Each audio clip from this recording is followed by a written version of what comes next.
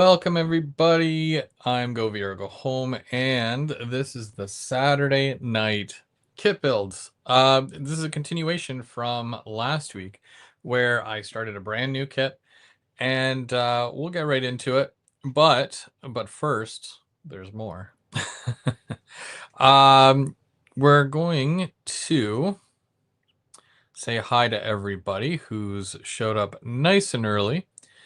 And for some reason, my thing does not want to scroll, but that's okay. We'll say hi to who I can see here. So we've got Kraus Rails. How's it going? And Brian Ferguson. Brian, keep an eye on the mailbox, just because. N-Scale Dystopia. Denny, how's it going? And Brad, how's it going, Brad? All right, and I'm sure more people will pop in, like Todd. How's it going, Todd? As the night progresses. Welcome everybody. Welcome, welcome. So yeah, we started a wood kit last week. It was a bit of you know,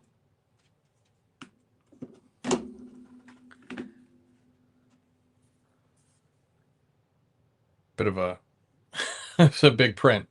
Um, so I had started, and I'm going to take you through this. I had started doing individual colors for the bricks, and I think I got like halfway through. And I'm like, I don't think I want to make you guys suffer for the rest of the week, and every other show that I do where all I'm doing is painting bricks.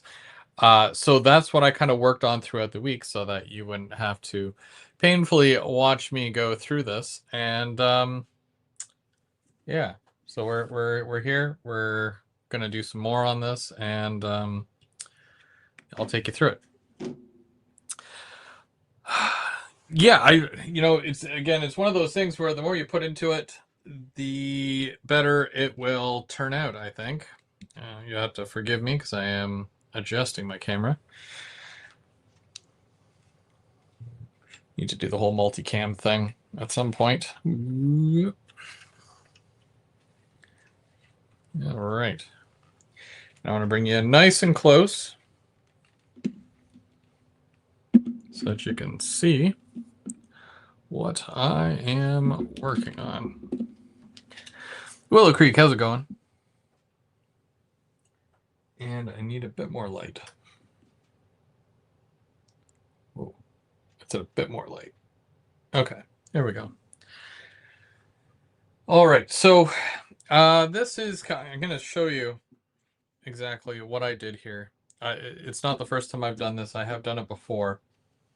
So my process, as it stands, when it comes to doing bricks like this, I do an oxidized red, which I actually remembered this time around. So I did oxidized red, and that's just a spray. It smells really bad, so do it outside. And then I went over the whole thing with a couple of different colors.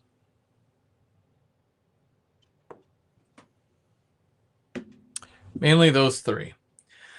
I always start with the darkest and then work my way to the brightest. If you only do one, it just looks weird. And even when I looked at it, I'm like, I hate this. And it's right around when you get halfway through with this, you're like, oh, okay, it actually looks a lot better. So the colors that I used, this is a raw umber, or in some cases you can even use a chocolate brown. This is a burnt umber again. Why is that burnt? Okay, raw umber or burnt umber. I mean, they're very close, but I think I used the raw umber. Hey, Derek, how's it going? And Almar, welcome, welcome, guys. Ronald. So after I went through with this, and by the way, I used the old toothpick thing. So you're basically putting, just a little bit. You don't need a lot. That's, and then you're going through and you're doing random spots all throughout. I usually start in the top, make my way across a little bit, and then go down like that. And then you're going right across. You can do 2 bricks that are almost side by each, across from each other. You know, you just want to make it very random. You can do a couple, you know, a couple little random ones here and there, or you can do it like how I did, where I did a bit more frequent, right? They had a good selection of different colored bricks when they were making this, so that's my excuse. After doing the raw umber, and I went over the whole thing with the raw umber, I then moved on to my little bit of a brighter color, which is burnt sienna. It's a little bit of a brighter brown, if you will. And you can't really see it that much. You have to look very closely in order to see it, because it hides well with the oxidized red. And then after, of course, you do that, then I go with I think this is, yeah, terracotta. So this is a brighter red or orange, whatever you want to call it. Terracotta is, you know, one of those colors where it's like, is it a red? Is it an orange? Who knows? But yeah. And it was right around this one here where I don't think I used this as much, just because it's more of like the highlight color, and it really does make everything pop that much more. So you get a lot of the different contrasts with it. And of course, I used my wash on it after to blend it all, which is it's like a black ink wash, which is just 70% alcohol and India ink. And then once that was dry, I went over the bottom. So you'll notice that this isn't really gray anymore. It's more of a tan color. And I'll show you what I did there. Because it doesn't stop there, right? You get, again, the more work you put into this thing, the better it'll look. So,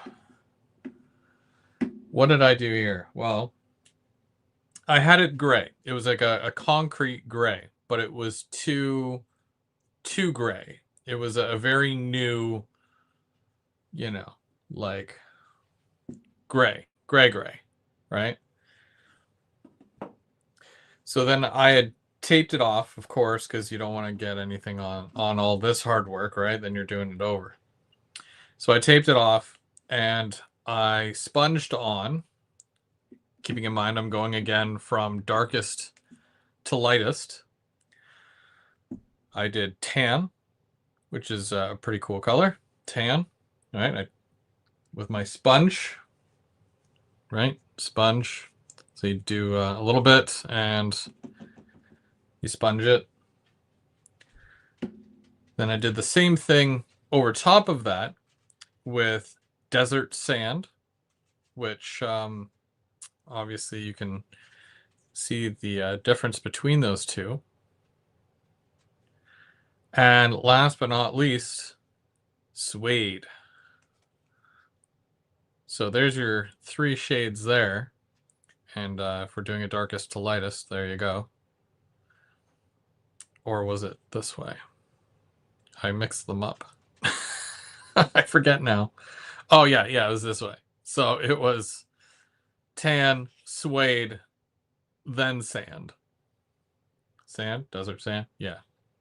So there you go. And then it dries and whatnot, and you do the wash over it. It blends, it brings all the colors together, and it makes it look more like a concrete color. There's still a lot more I got to do with this, but of course, you know, painting it, doing the main paint to it, that's basically it for that. Hey, it's Dwight Curley. How's it going? Welcome, everybody. Welcome. So yeah, because this is a kit build, normally I always put the link in the chat, just like so.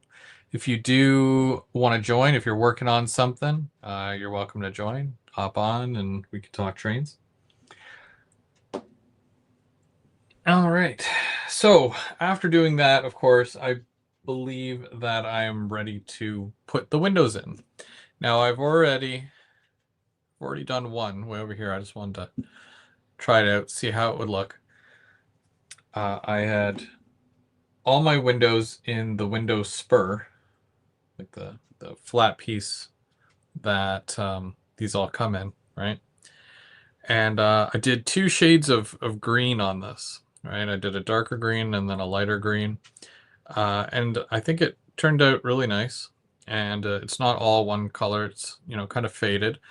But I really like the green window frame with the red brick. So that's kind of what I wanted to do here with this.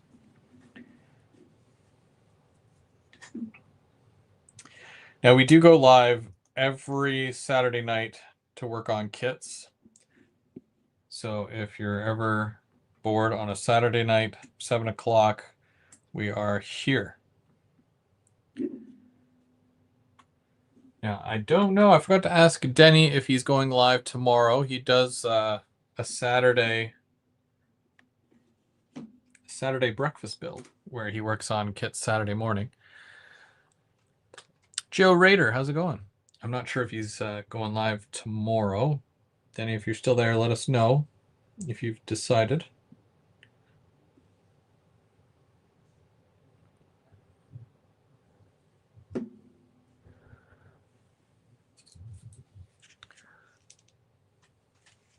Hopefully everyone's doing well.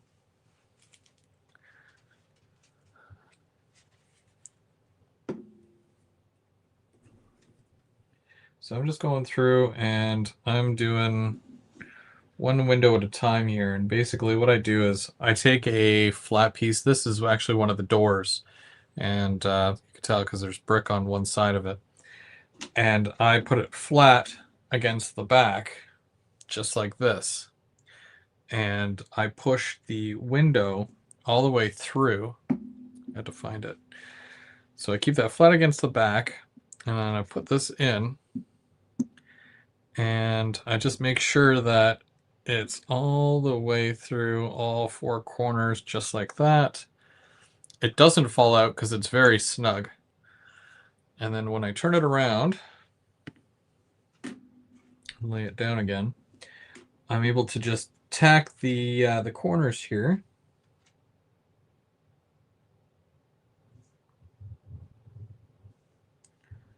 With a little bit of glue.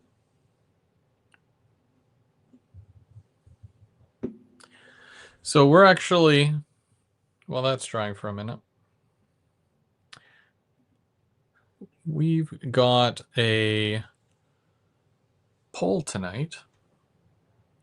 Just a little bit of a poll. And just asking, you know, wonder what you guys like to do as far as kits. Do you like wood kits? Do you like plastic kits? Or do you just like, you know, scratch build kits? Always interested to know what everybody else likes.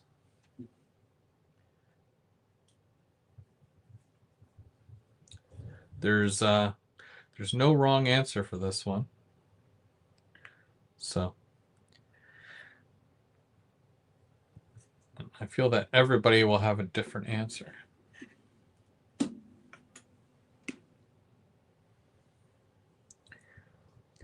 Now, as someone who has done my share of plastic kits, I can honestly say that there's a huge difference, I find anyways. There's a huge difference between making a wood kit and making a plastic kit. And it's primarily like the finish of it, right? Where you're painting it and how wood kits absorb the paint a lot better, and plastic, the paint just stays on the top of it. Yeah, that's what I find personally is the biggest difference. But also being able to customize wood kits, I find is a lot easier.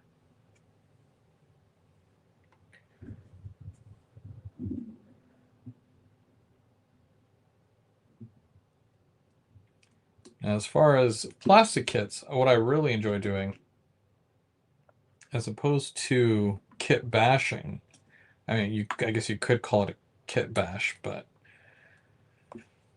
or not kit bashing. What did I say? Scratch build. So instead of scratch building, I prefer kit bashing.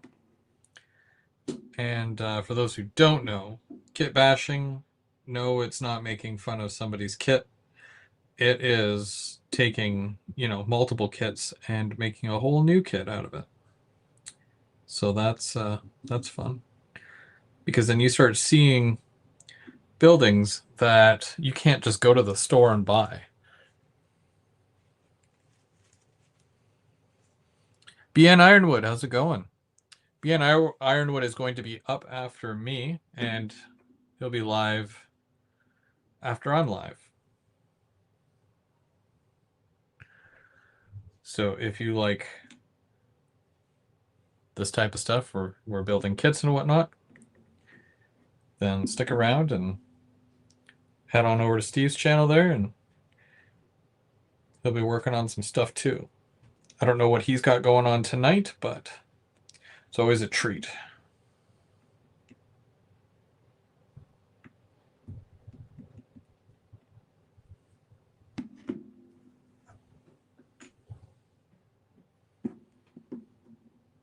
Kit bashing is good fun.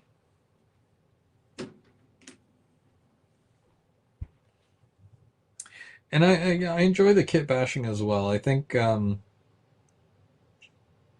it comes from the whole, when I see the picture on the front of the box, I don't like doing it like that. You look at it and you're like, okay, great, I get the concept, but I want to make it my own. Oh, the very last episode of the Alleyscapes, which you've been killing, by the way. You did a really good job on those.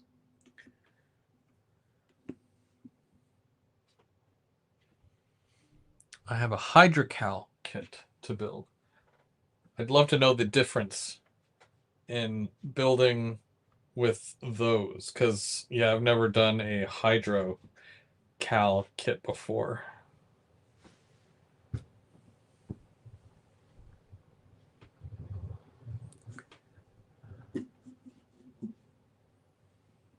Why does this thing have to have so many windows?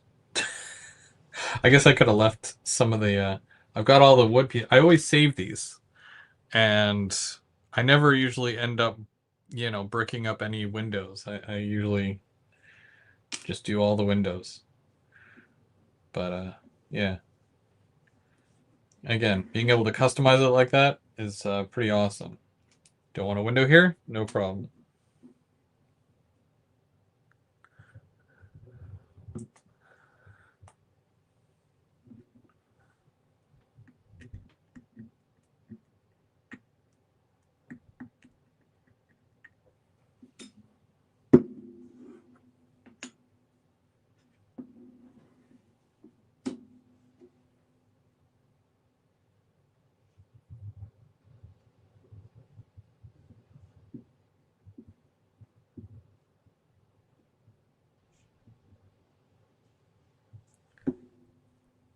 Now, once the windows dry, I've got all the ledges as well. So the ledges have to go in, and we'll be able to do those. Get most of the face of this done, hopefully, tonight.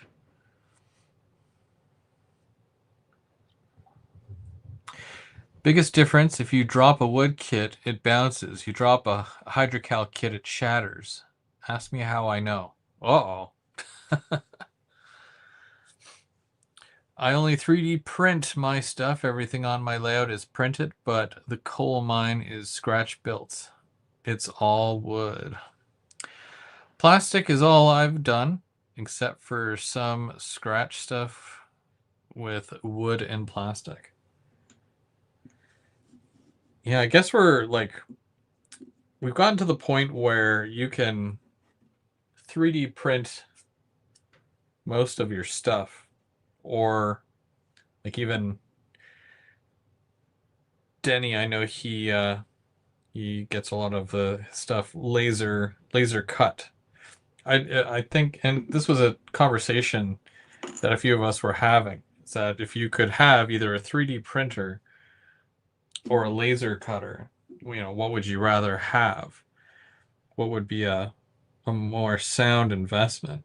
And I personally go for a laser cutter over a 3D printer, but that's just me. Everybody's got their own opinion on that. But Trackside Mike, how's it going?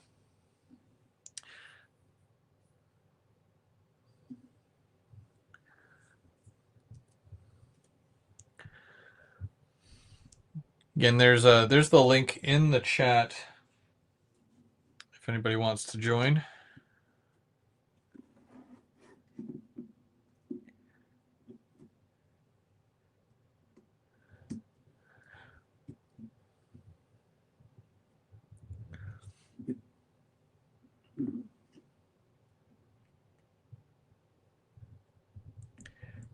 We're almost through this, which is good.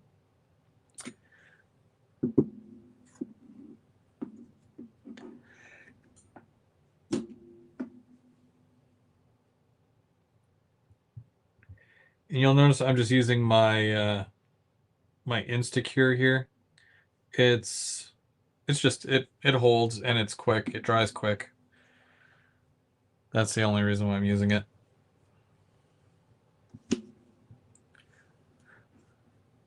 It's not going to hurt it, but it's also going to keep these windows in place.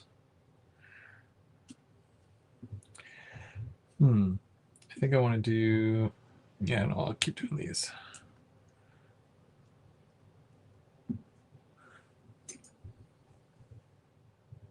And I do also have a lot of extra parts that I still need to build, and I'll probably do some of that tonight as well. Probably while some of this glue is drying.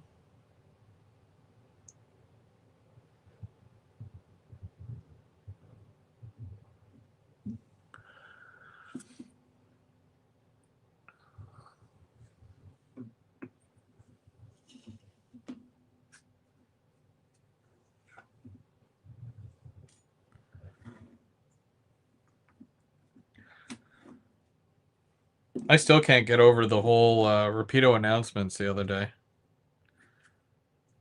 What was that, Wednesday? Yeah.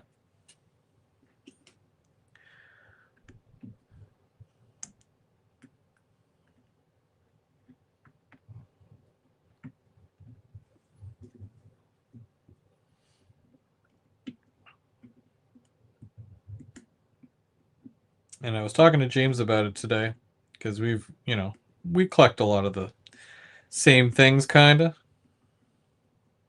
Not exactly. I don't have any TH and B where. Does the survey not show up? I would have thought it was showing up. Some people have even voted already. It's should be over on the side. Wood kit is at 50% and plastic is at 50%.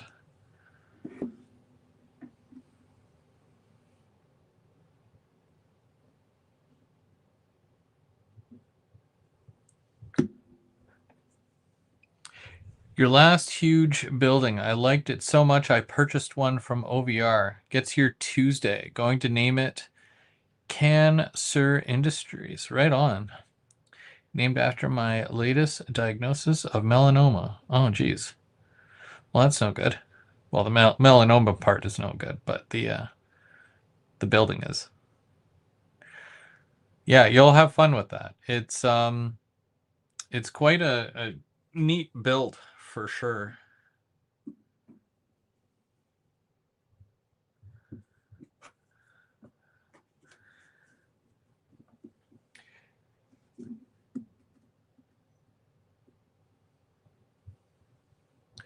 The survey, I believe it should pop up there for you.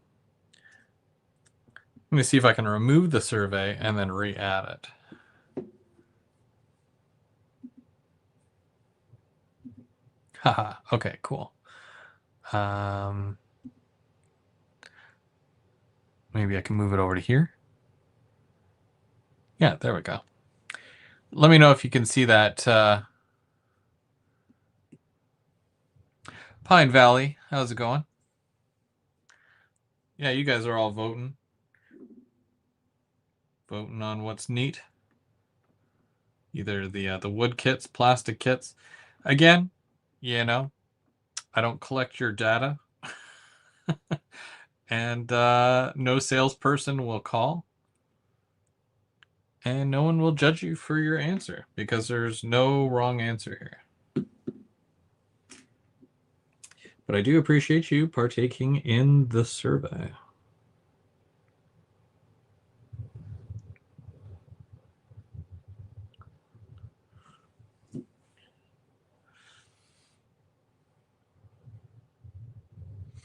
It could be because of the device you're on. The survey thing is new to me. I've never noticed it before. And when I was setting up the stream today, I'm like, neat, a survey. I'm going to do that. Oh, just type a number in the chat. So either 1, 2, or 3. That's cool. Yeah, I know you could do that.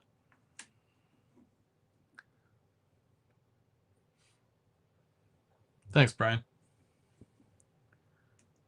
Now we're going to see that survey go flying.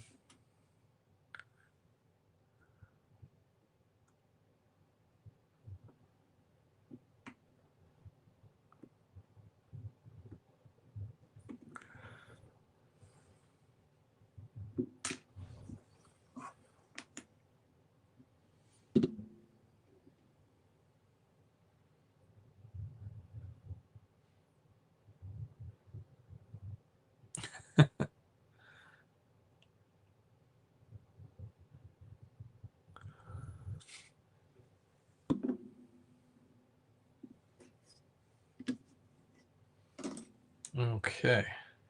So while we're waiting for those to dry, I'm just going to grab the box that this came in. The box.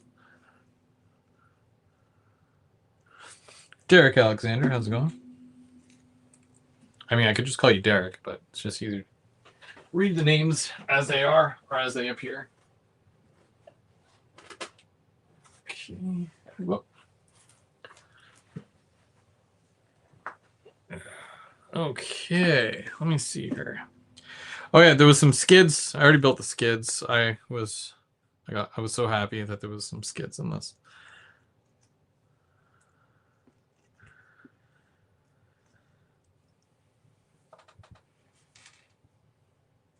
So these are the pilasters and the cornice, but I can't do any of that yet. I do want to get the second level of this building, but I haven't yet. I still have to order it.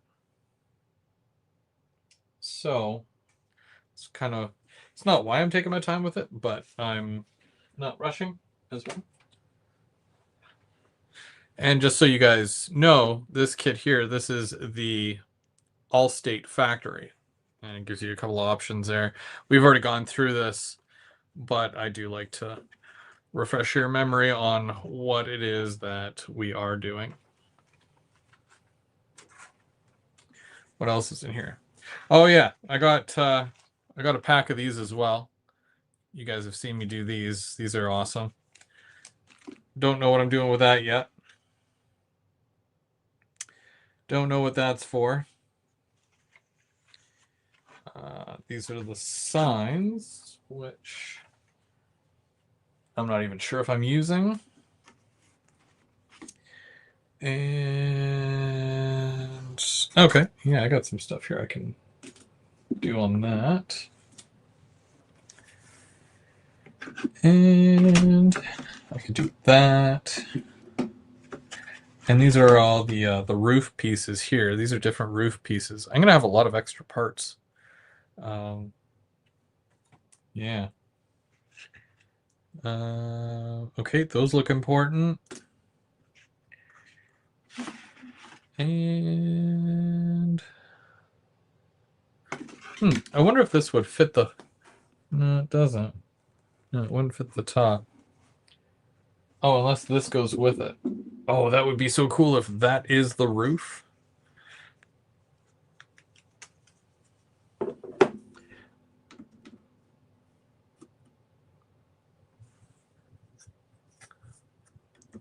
It is. That is the roof. Okay, cool. So I found the roof. The roof. The roof is on fire.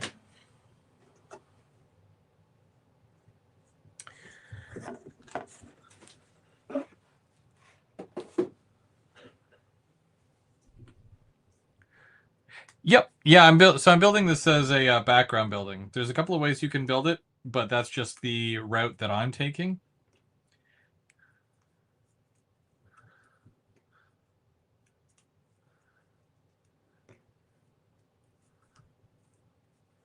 And if you were watching on Thursday, because I was live Thursday for Third Rail Thursday, you probably would have seen where the kit is going to go, which is going to be directly beside the other wood kit, the last wood kit that I did.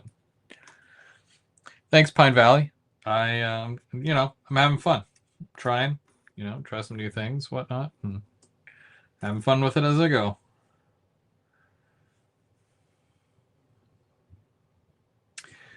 There is a water tower with this. I don't care much for the water tower, if I'm being honest. Not because it's bad, but because I don't need it. Platform. Okay, so that's platform for that. I guess I could do these. That'd be kind of neat.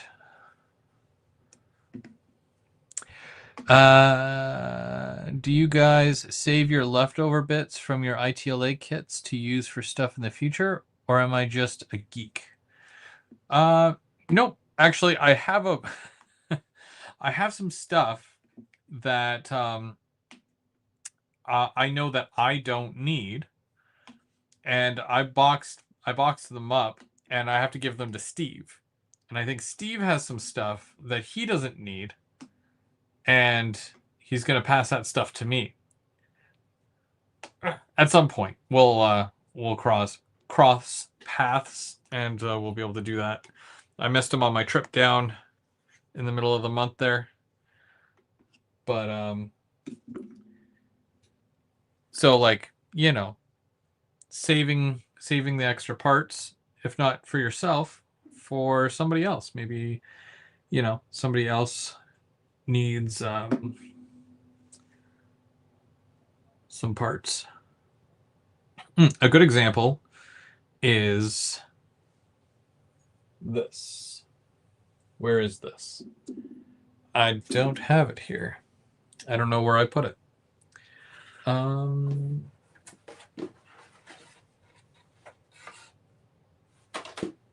probably put it somewhere, but I don't know where it is. There's this kit here comes with a dock, a loading dock, but it's a wood dock. And I don't want a wood loading dock. I've got nothing against them, but I'm trying to modernize this kit. And I can't modernize it if it has a wood dock. So I'm going to get the concrete one, and I'm going to do the concrete dock in front of this instead. But then I've got this wooden dock, and it's like, what do you do with the wooden dock? Well, somebody's going to want it. I was going to ask Dave, because Dave, he would most likely use a wooden dock. But for myself, I prefer the concrete.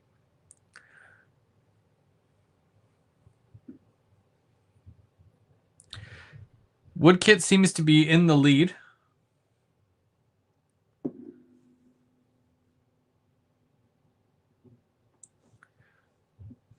Now, I've been watching a lot of these videos because, when you're on Instagram and you're on Facebook and all that stuff, whoops, then you tend to see, all these reels and all these other very artsy things that people do. And I see these buildings that are done and that are made out of the foam, and it's really cool, and I kind of want to try it. So even though I'm starting and I'm trying to build a building, which is kind of like a hotel over top of my train tracks for that one section, I did start with foam core board. But what I think I'm going to end up doing is I'm going to see about making it out of foam instead. It's like, might be a little bit easier to work with, I think. Central Northeastern Railway, how's it going?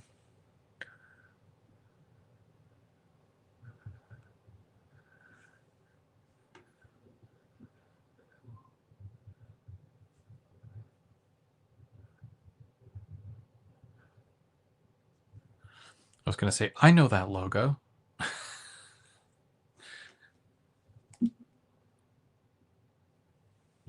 You're right there.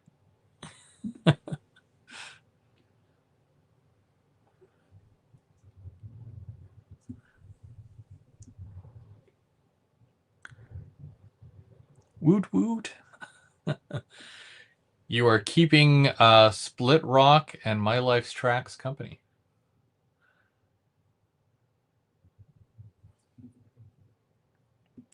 These little blocks I'm making, that's a good question. So the way that some of these wood kits are is it's layered wood, and that's how you get the thickness. So with these here, it's 3 pieces of wood, right? So there's these 2 that are glued together, and then another one. So it has on the front there's a picture, and I don't know if you can see that or not. Oh gosh, you can't see it. I can't even see it. I'm blind. Okay, well, anyways, it looks like a crate. It's a a crate. So yeah, you just gotta. I'm gonna have to sand it and make it look better. But yeah. So that that whole thing is done throughout these wood kits, where you're basically layering multiple pieces of wood to create like the thickness of whatever it is that you're making. For example, with these, I'm pretty sure I can crack this open. I'll show you. This is for those who have never done a wood kit before, because I know lots of people are like, oh, I've done lots of wood kits, I already know what he's going to say. And that's cool, but I want to just keep it a little bit more open for everybody. Just, if anybody sees this who's never done a wood kit, this is what you would kind of come to expect. Because even when I saw it for the first time, I'm like, wait a minute. What's going on? What is this? What is this sorcery? So, yeah, and something like this here. So this is the HO scale HVAC ducking, right? This is the main part of it, and you create your own ducts, and this is primarily done by taking 2 pieces that are the opposite, kind of like these 2 here, and then you sandwich them together. And once you put all the detail parts on there, it makes a square duct, which sounds really weird to say out loud. Duct. But yeah, or HVAC, whatever you want to call it. Anyways, so yeah, that's and they give you a bunch of different pieces, curves, the S curve, straights, and all that. So you can do a number of things with that. Then these are all the pieces here for brackets. So you've got the piece that goes Like you would take this, once this is glued, and then you put it right through there. And then you have to do several of them, like throughout. So 1, 2, 3. And then there's an L bracket for the wall to hold it upright, or whatever, one to hold it outward. I don't know the actual names of them, but that's okay. I just kind of make it up as I go. A square duck, eh? Yeah. Yeah, they make them square up here. And then you've got these flat pieces, because obviously that's flat. And that is for where it connects to the wall. So you just put that on there. You can glue it just like that, and then it pops out of here. And then there's also other little squares here that you can put throughout just to kind of add more detail as well. Very neat stuff. That's the smaller one. The one that it comes with looks like this. Now with these, it's a bit more ridiculous.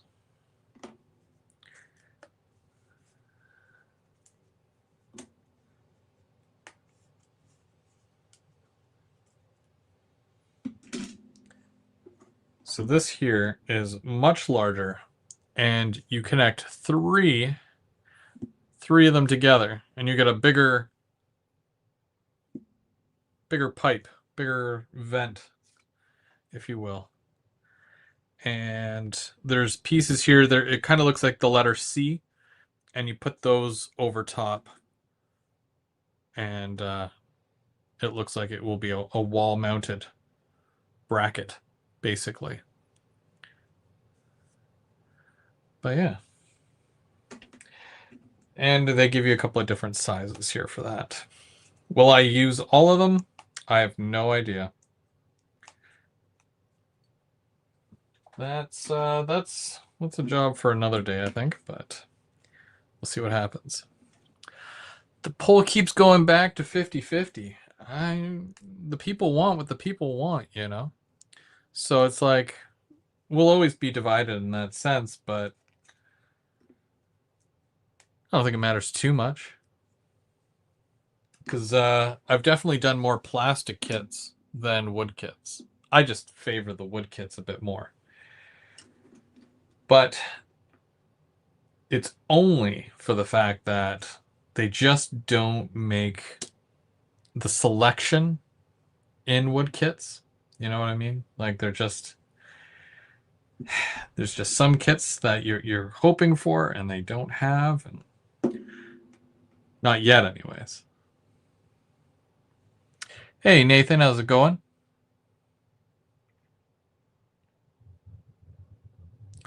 I'm gonna stick to wood kits if I can. No, it's good. All the more to you. If you can make it work where every single kit you have is wood and you've made them all look different, so that there isn't a level of all the repetition, you know. That's why I wanted to put a brick kit beside my fully concrete building, right? Because I wanted it to look different. I wanted it to be like this is a much older building, and then this is a much newer building. You know. I'm good. Chris, how are you? I am also good. I don't think it's impossible to, or I say I don't think it's possible to be in a bad mood when you're building a kit.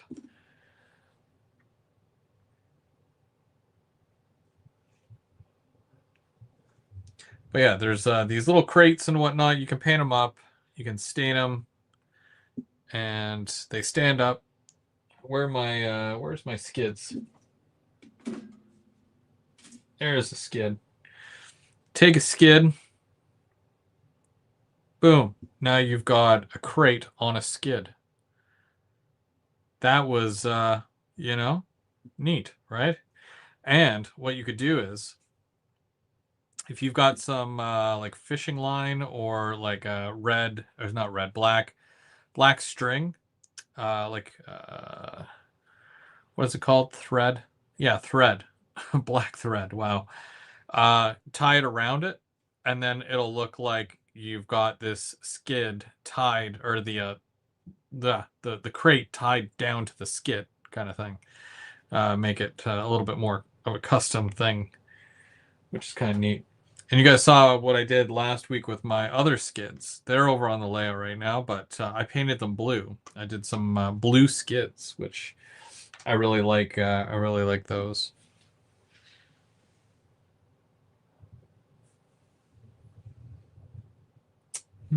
Okay, let's go back to doing more windows.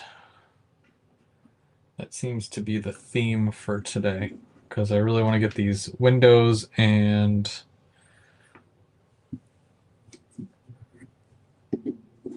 whatever you call them, ledges, window ledge, in place.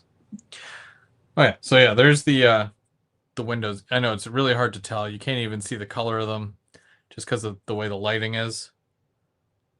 But they are in there, the entire top row, anyways.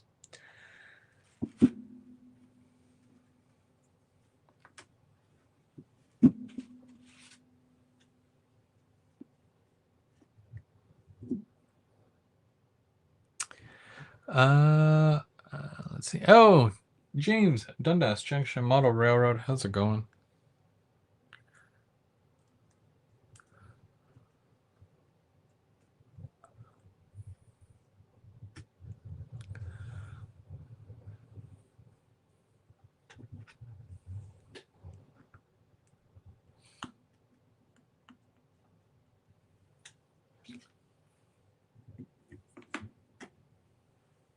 Blue skids are cool. I've seen red too, with some paint sanded off.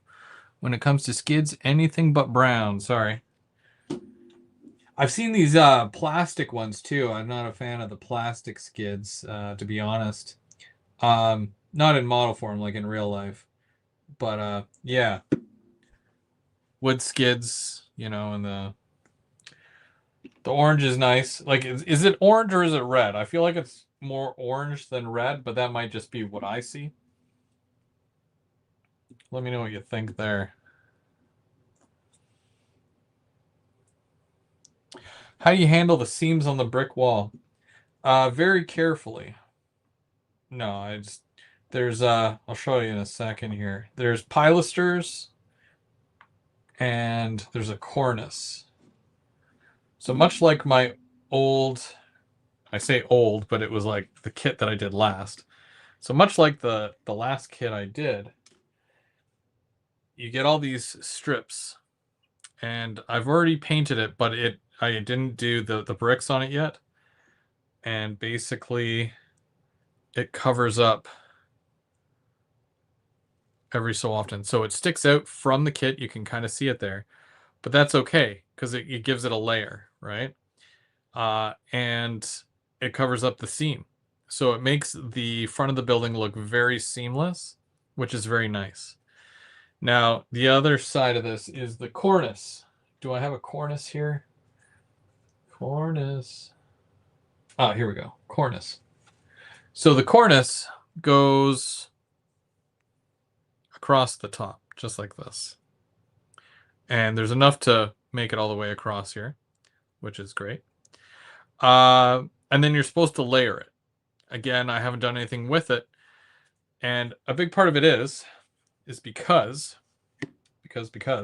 pretend this is the third and fourth floor. So when you go to add it, right, you glue it just like that. You'll glue it on top.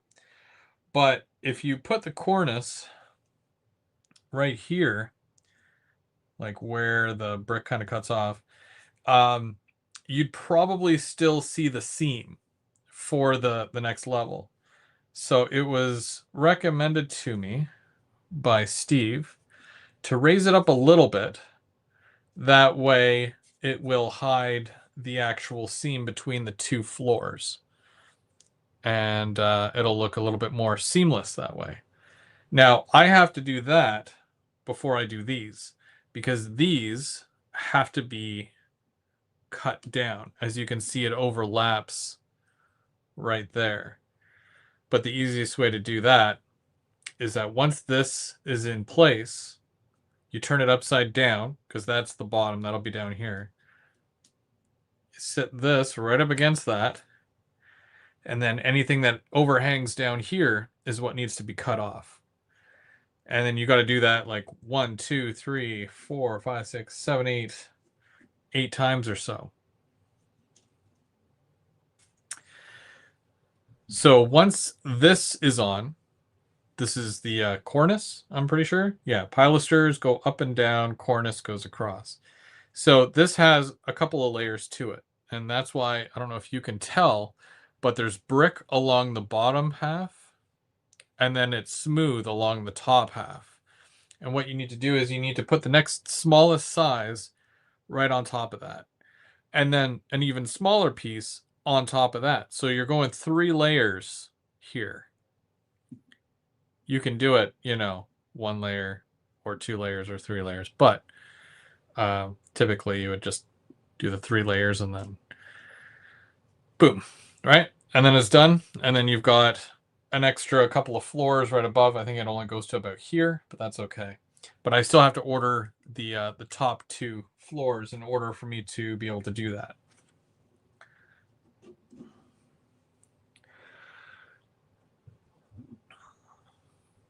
What is the inspiration on my logo?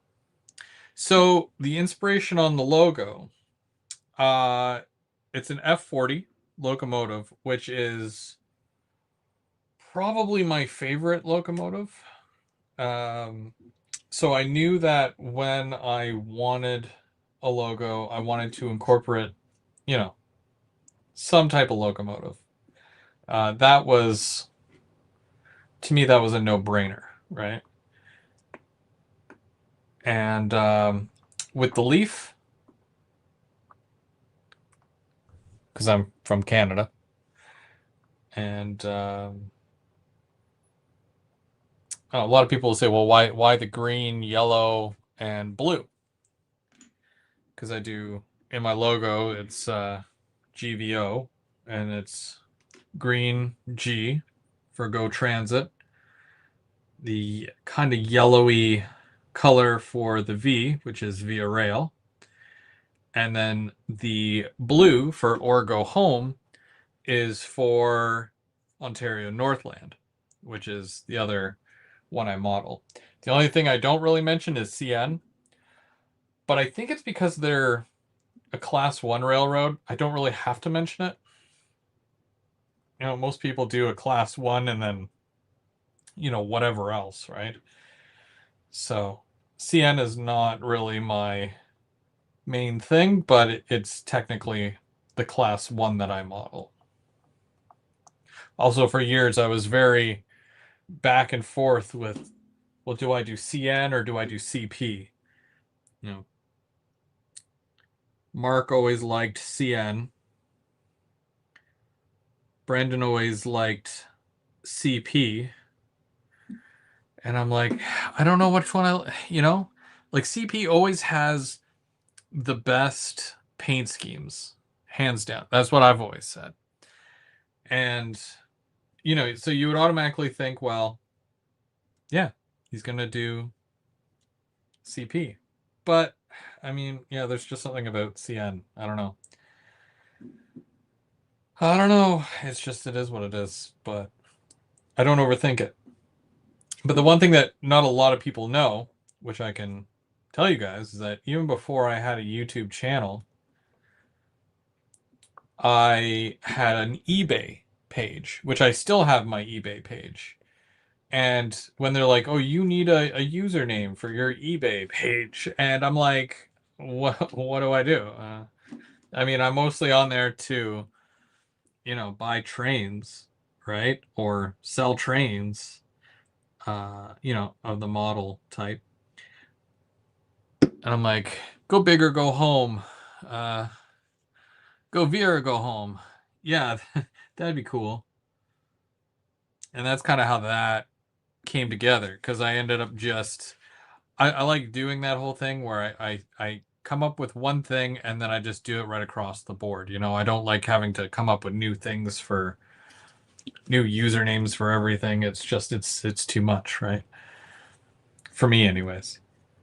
So that's where that kind of came from. Okay, I'm gonna skip that one maybe. Yeah, let me do this one over here. Figure out. That makes sense. Keep it simple.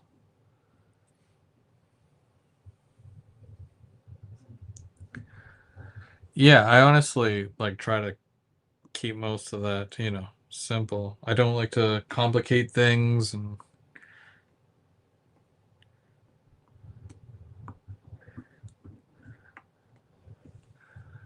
also it's kind of catchy. And that's what people have told me. They're like, "Wow, that's really catchy." It's funny, I get it, you know. And I think it was Brian. Brian did my logo for my car. But what I had ended up doing, because he sent me some whatchamacallits. So what would you call that, Brian? It's like sticky plastic vinyl. Yeah, he sent me some vinyls of my name to just do a thing on the front of my layout. And he sent me some logos as well. So, and one of them was the Ontario Northland chevron. And I'm like, that almost, I mean, it kind of looks like an M. So what I did was I left out the M in home, like go via go home. And then I replaced it with the chevron to kind of be a little bit more like Ontario Northland. 1, 2, 3, 4, 5, 6, 7. 1, 2, 3, 4, 5, 6, 7. Oh, I don't even need the ones with the fans. I should. Maybe I do a fan one there and the other side.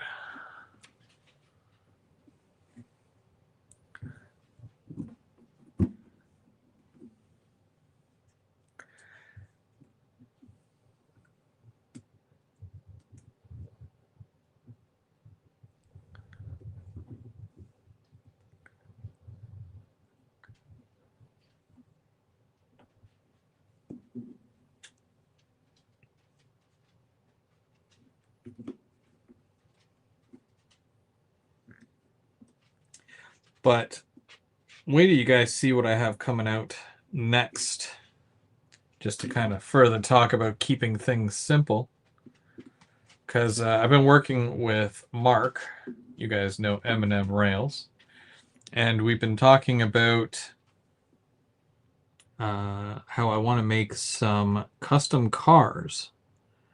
And I want to have my own reporting marks and stuff like that.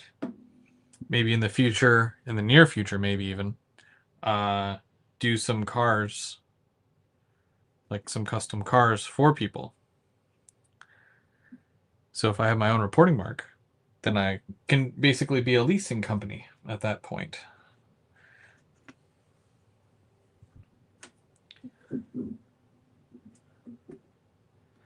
So he's working on some decals for me at the moment.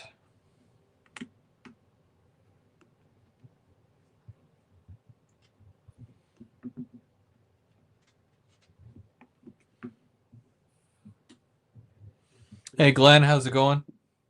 Welcome.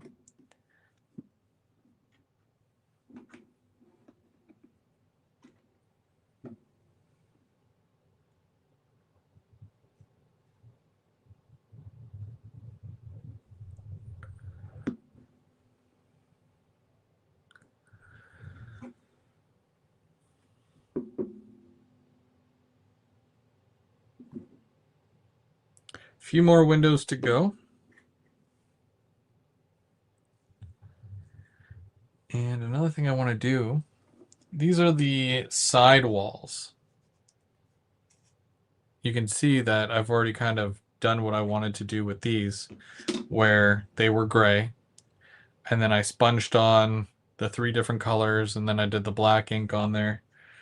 So these will get attached just like that. I just got to make sure that they're, straight. Not to talk about the details, but to keep it simple, are there times that you feel like you have to let some people go as friends? I felt like I have done that many times, but it's never easy. No, no, I mean, like, all, like, the people that I associate with, the people that I can call friends and whatnot, how do I explain it?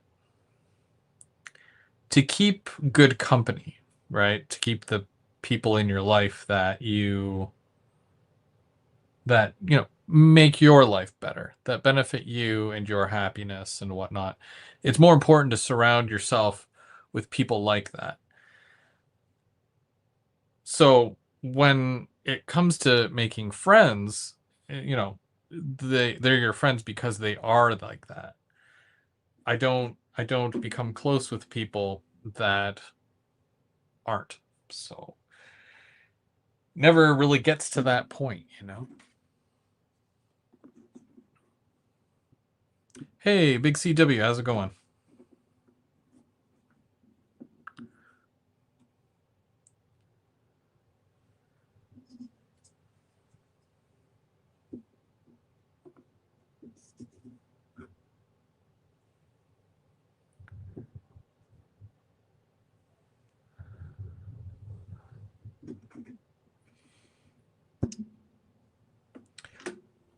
Trackside Mike says, I love my train friends. They're the only friends I've got. The funny thing about the people that I talk to,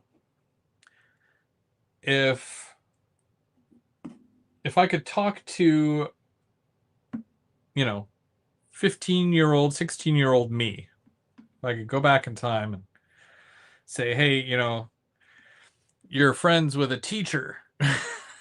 Actually, I've got multiple friends that are teachers. Um, you know, for me that's weird, right? Because I wasn't a big fan of school when I was in school. I'd rather be anywhere else. All the limitations and whatnot. But yeah, like never in my wildest days.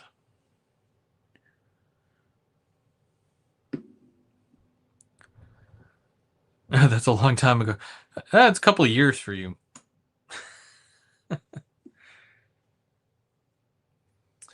And we've got Mike HO Trains. How's it going, Mike? Good to see you.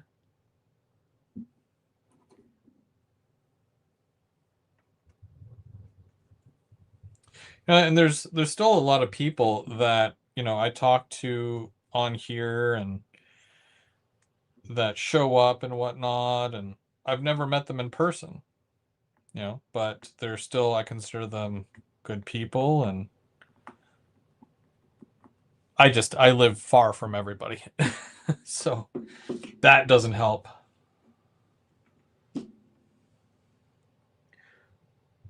But the internet definitely helps for that.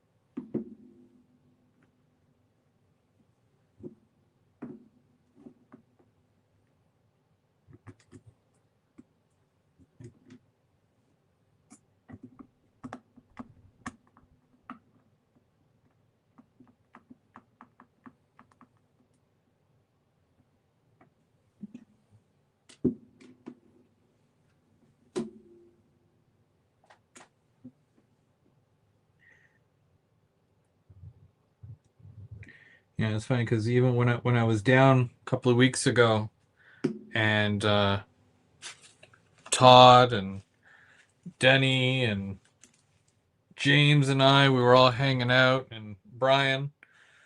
Like, I'd never met Brian before then, but I know that he has, like, watched my channel previously. And we were laughing like all weekend. Like it was, oh man, there was so many times where I just like I gotta get out of here because I'm laughing way too hard. And yeah, it's one of those situations. So, you just gotta be mindful of who your friends are and choose wisely.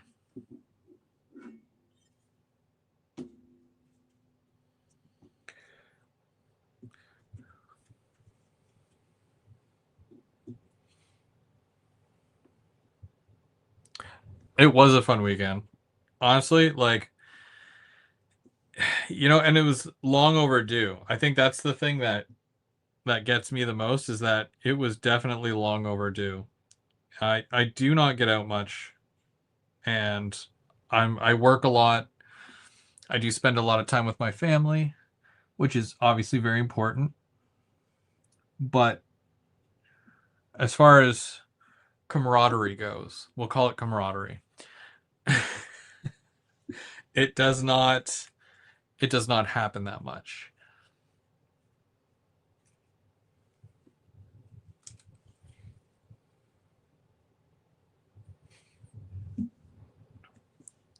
When I feel betrayed sometimes, like when someone yells at me and mocks me for accidentally hogging something or anything, I feel like I have to let them go if they can't work it out.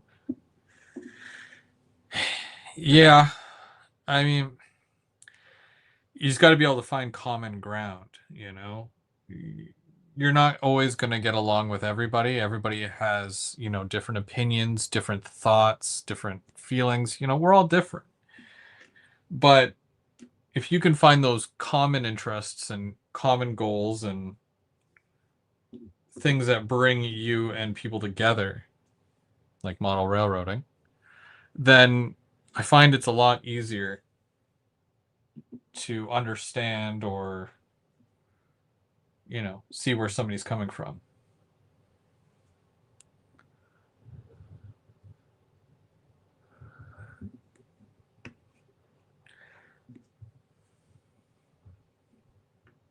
The ones I don't get are like the people that go out of their ways to make nasty comments. And it's like, really? Really? You're making this comment? Why? How is this gonna, you know? I think it's because like when I offer assistance, I feel like in a way I'm being helpful. I don't try to do it in a negative way. Um, you know, everything seems to be opinion based, and everybody has an opinion. So it's whether or not you value that person's opinion or not.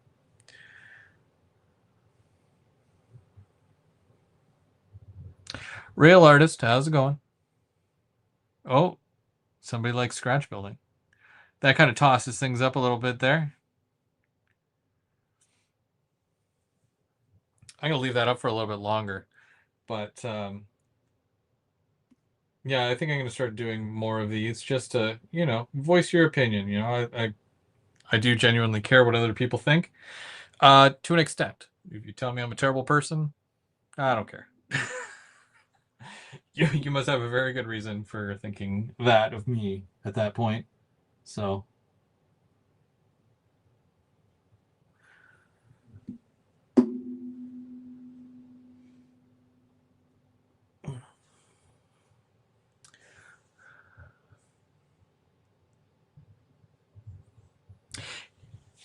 yeah, I mean, there's some people where they'll tell you that the sky is green, you know, and they'll be so serious, and there's absolutely no way to convince them otherwise.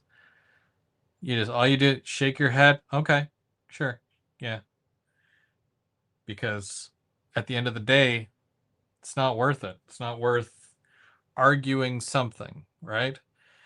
That's why, like, when I put up a poll like this, it's not to stir up trouble. It's not to get people arguing as to what's better.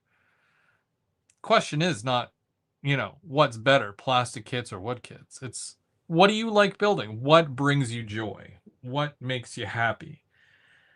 because that's why we do this. Again, at the end of the day, if you're not having fun, then you're probably doing it wrong.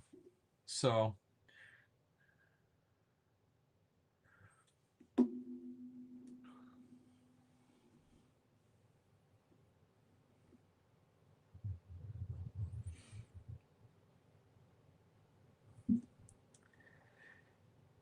I'm going to see if this will stand. And it does. Good. Now I did leave two windows open, and I feel that it's because I want to add these ones here. These have little fans, but yeah, you can kind of see how they have the fan there. I have to color those.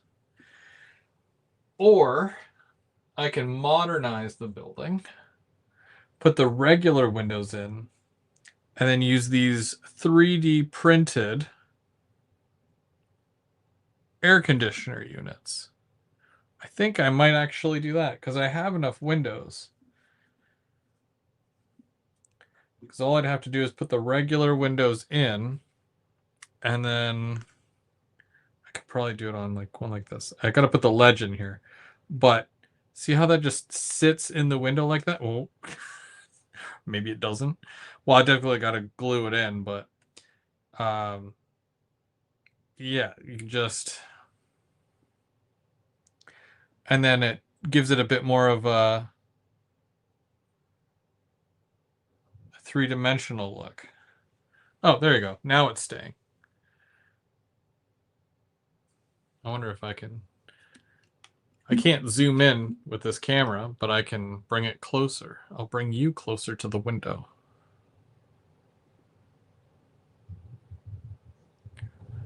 No? Note to self, get better cameras for this online thing.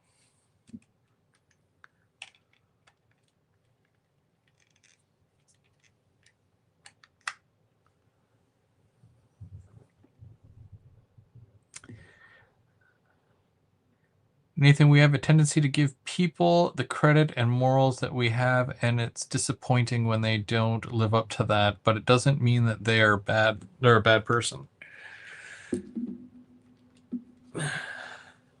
Absolutely. They have just been brought up differently from us.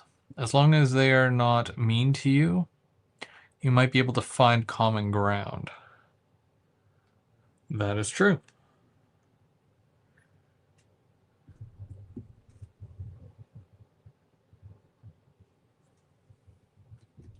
Oh, I think the glue is kind of running. Yep, of course it is. Really thought it would absorb into the wood a little bit.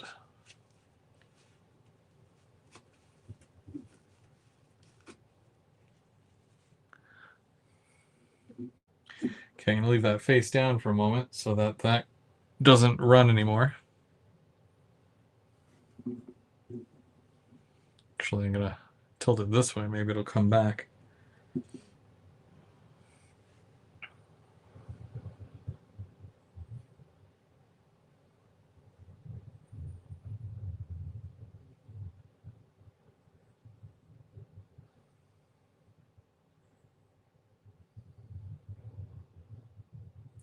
Now, another cool thing that you can do here is that once you put your colored, or not your colored plastic, your plastic over the windows here from the inside, you can also take markers and whatnot and color in each of the little window panes of glass.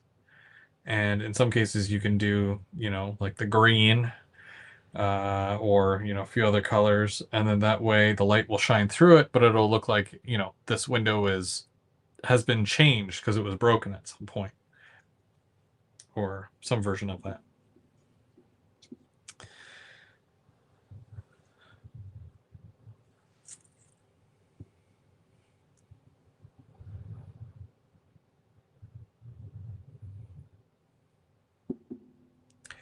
I wonder if there is a set of stairs for this.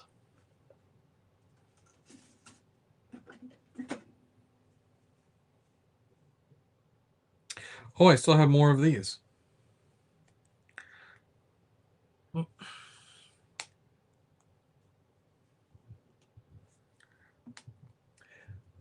I almost missed these.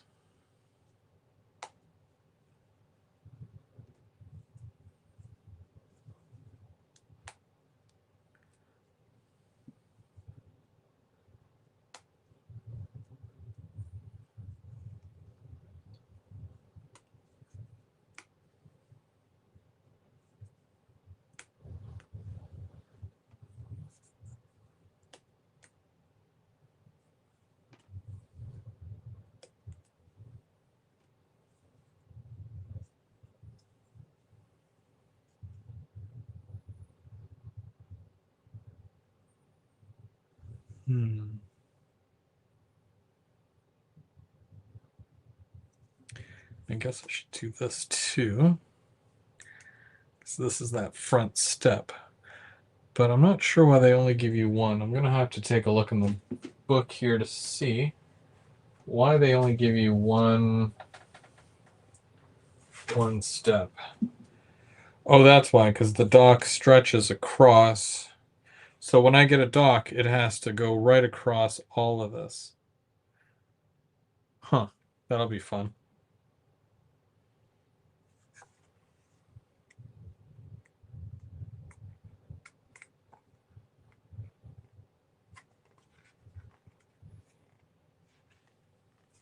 Yeah, well, I wonder where that piece went. That is kind of like a dock. It's probably up there. I know I put it out of sight, out of mind, because I don't really need it.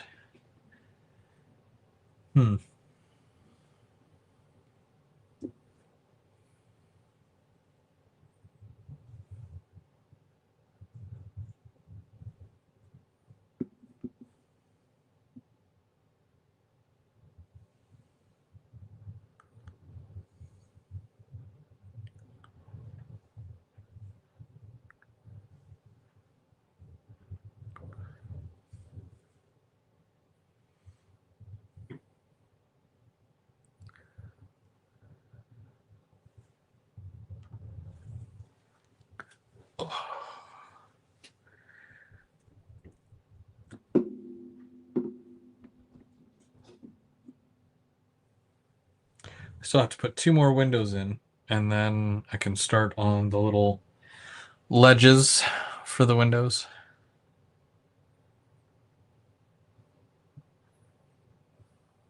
Oh yeah, before I well, because I had spray painted these as well. So when I spray painted them, it's on a thing of tape here, and I had done the sponge. Remember me telling you about that? I did the sponge along the bottom here. I also did sponge these, so this would kind of match. Yep. That was about all the information I had on that.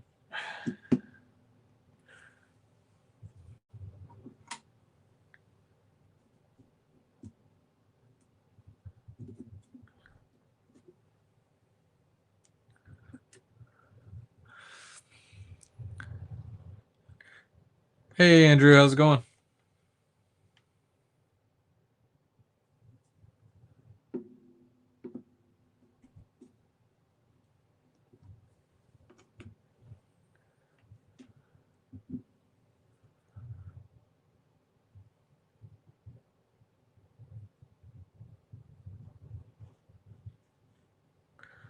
Okay, one more window. I think it's looking good so far. It's now upright, so that's definitely something. And yeah, we're getting closer to definitely not finishing, but let's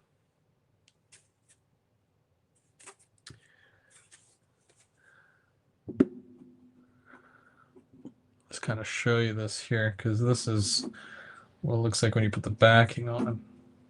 This is very neat because I've never really had that before, especially with the other wood kits that I got from ITLA. I had to make my own back piece. So it's neat that this one actually comes with a full-on, backing to it. It gives it that, strength. And it's usually at about this point where you start seeing more details and whatnot come together on it. Just for the simple fact that, once the main body of it's done, you're just adding to that. And it's now going to be all the little detail parts.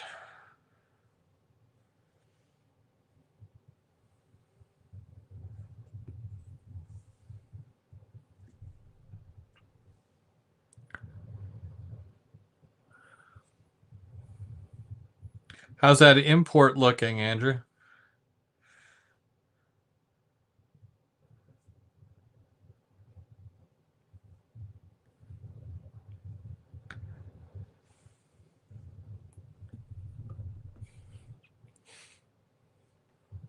I built another Duchess of Hamilton, and the real one is in the National Railway Museum in England, New York. Is That's on my bucket list, and hopefully go back to Canada in the future. Yeah, there's lots to see here. You just obviously got to go to the right places. Up my way, not so much. I wish there was more train stuff up my way, but not as much as I'd like.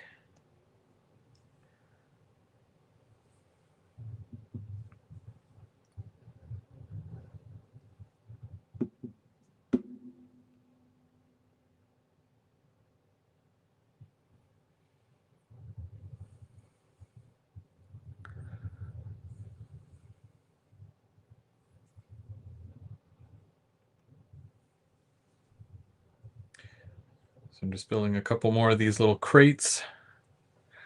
They give you quite a few. I think, yeah, there's they do the whole small, medium, and large. So these are the I guess the medium, and then these ones are the large because it's wider. So they give you small, medium, and large. I could do without them, but it's a nice little added touch. There was lots of extra detail parts in the other kit as well. I think there are way more in that one. But some of these I find that I don't even use. So, it is what it is. But just go through it, see what you can use, see what you want to use, and then just narrow it down. If you've got detail parts from something else, maybe you can kind of do like a mix and match a little bit. See what you can make work. And of course, just like this thing here, right? They sell stuff like this separately, and then you can always do the do all this, and then you can. I've added some of these to actually my plastic kits just to make them look a little bit better because there wasn't enough venting. When you don't have enough vents, yeah, you buy more vents, right? And it just shows you, you can have it go right up onto the roof and down the side of the building, or you can have it go up all janky like and then smokestack. You basically make them to fit your space or your building. Hopefully, if I go to England, I'll be there. I'll be 3 places: National Railway Museum and the Heritage Railway. Neat. Really? You guys are very 50-50 on this plastic wood thing, eh?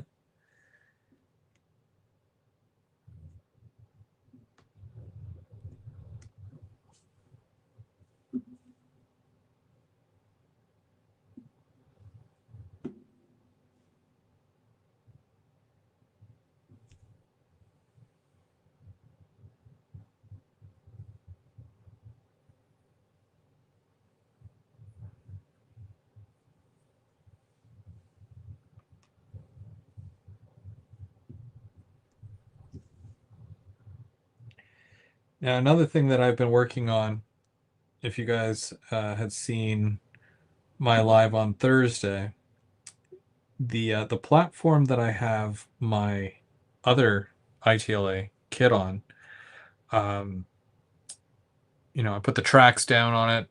I've added the electrical for it, which is great because that all works now. Trains can come in and out, drop off cars and whatnot. But it's all concrete, so I have to, do a bit more with that. So I might come back to that at some point during the process of working on this, just because I know that I have to wait for that second level. So I'll always have something to work on here, but I'm probably going to go back to that at some point.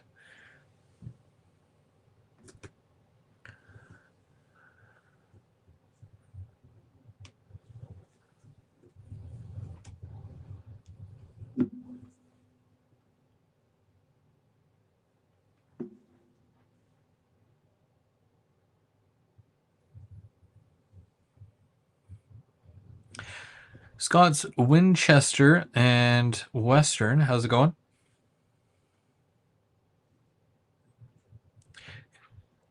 If I had to pick that list, which I don't know how to do that list, I will pick the scratch building. Apparently you just put a number. So 1 for plastic, 2 for wood, and 3 for scratch built. If you put that into the chat, then apparently it will update the little thing there.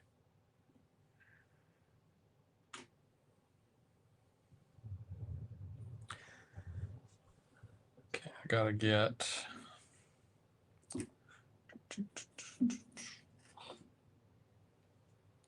one last window.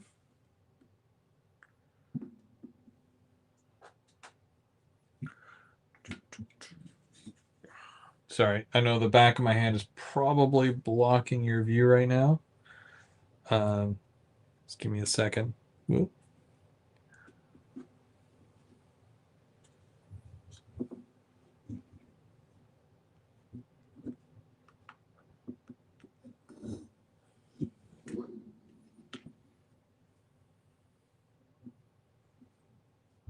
It'll update in a minute. It usually takes a minute or two for it to update.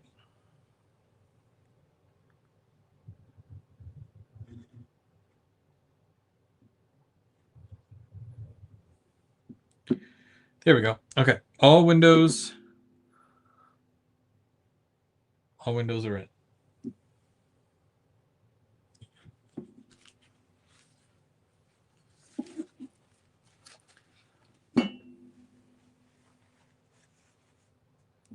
Oh, it's Brad's birthday? Happy birthday, Brad.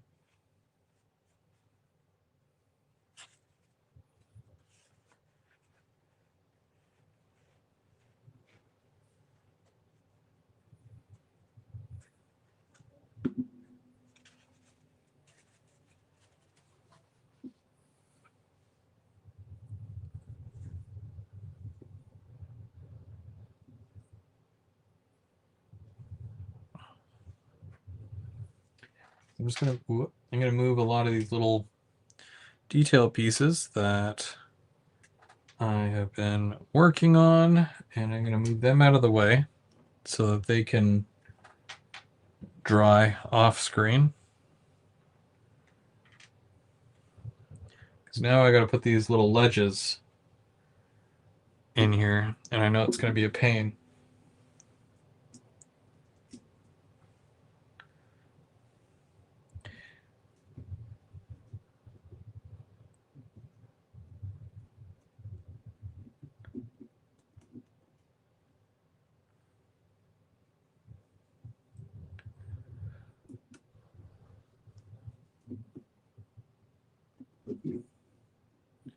Yeah, probably gonna have to do this the hard way.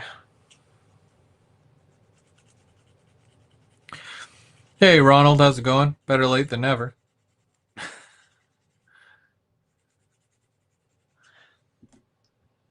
Even if you miss it, we're live every Saturday, so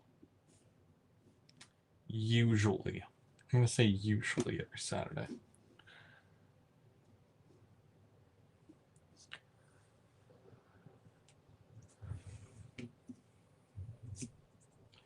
Tell you though, the summer is going to be a little bit tougher. My son is, well, one of them is going back into soccer. And Thursday nights is going to be game night. So it's going to make Thursdays very interesting for me, to say the least.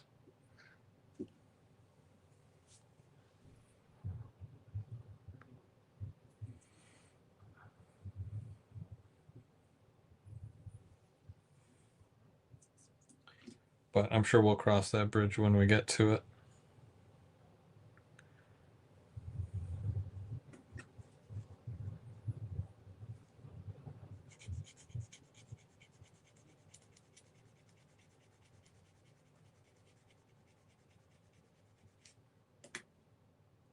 So these are a little too snug.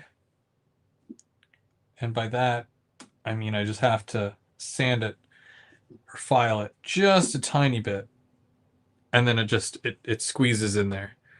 Again, I know you can't really see because lighting, but I figure if I do descriptive audio, it helps.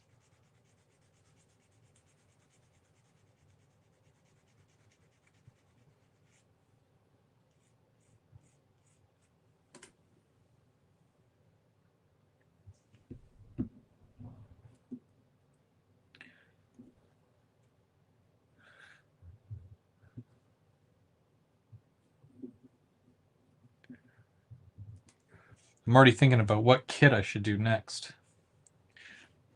The thing is, I don't know what kit I should do next. We still have to do a group build, guys. I don't know what we're doing for the group build.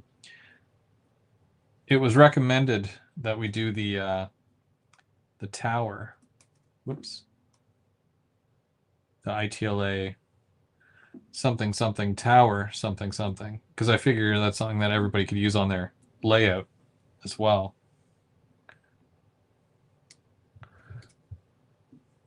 And it's like, I think it's like $40 at OVR.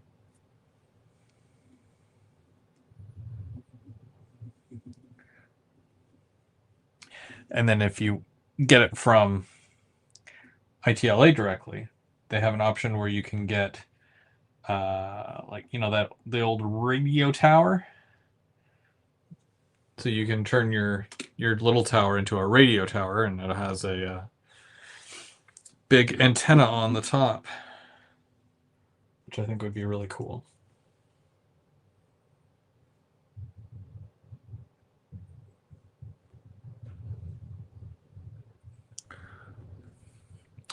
The part that I'm modeling runs from Winchester, VA, up through Martinsburg, WV, and then up to Hagerstown, MD.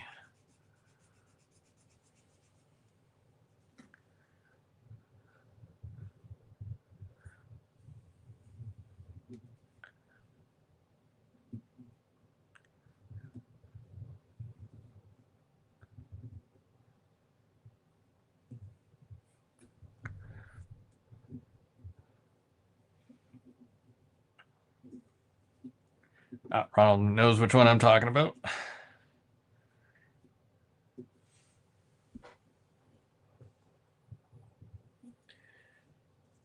It was actually suggested to me.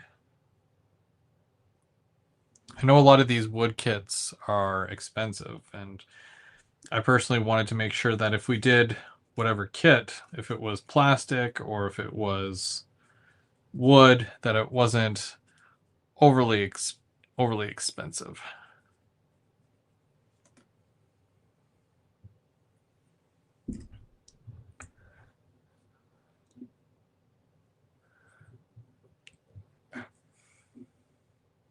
Did I not sand down the end? I don't think I did. Nope. Oh, also great news. So the weekend that I'm deciding to do the barbecue, I got that whole week off. So that's cool too. So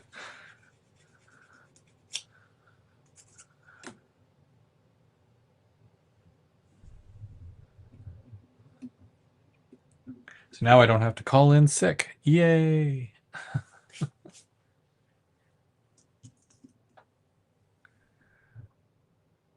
Which I was probably going to do anyways, but.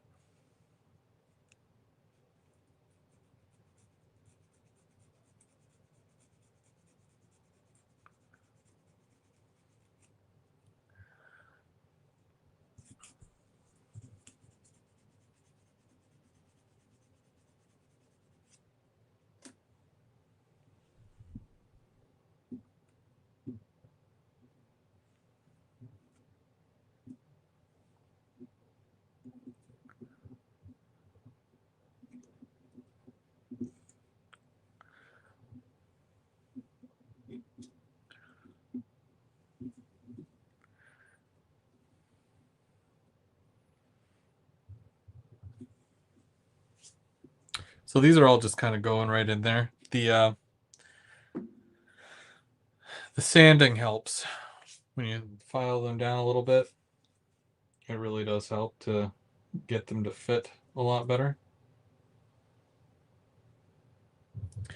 They were pretty rough to get out of the sprue,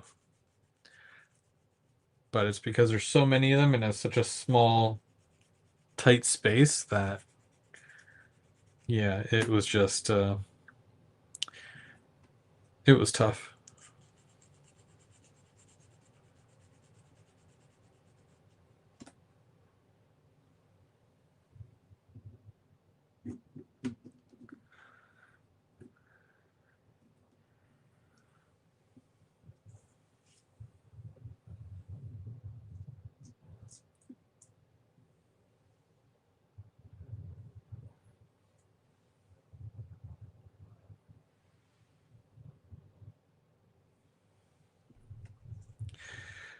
I'm probably going to do some custom cars on a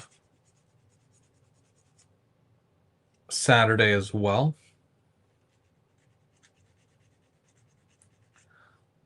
I do want to do some more weathering and graffiti. You know, just to kind of switch it up every once in a while. I know that I love doing my kits and building the kits, but don't want to overdo it at the same time, you know?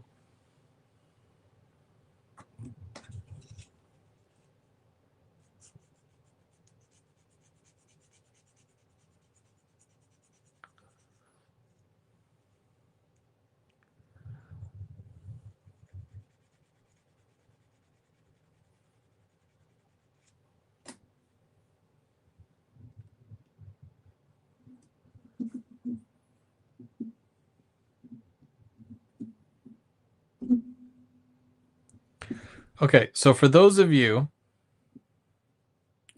who chose plastic, that you like doing plastic kits, what is your favorite plastic kit to build?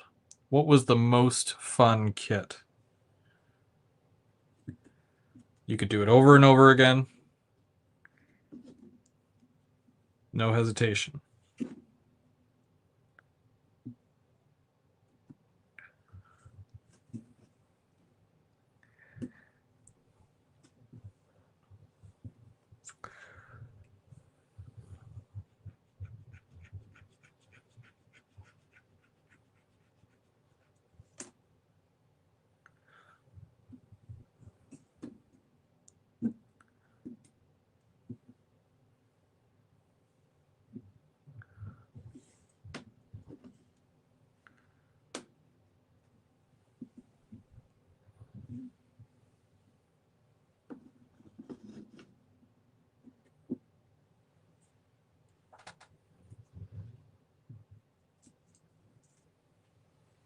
I think everybody's thinking about it.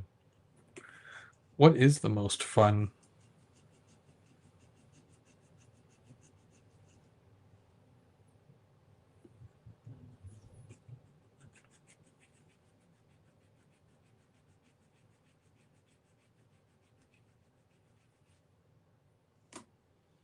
think I've done too many plastic kits to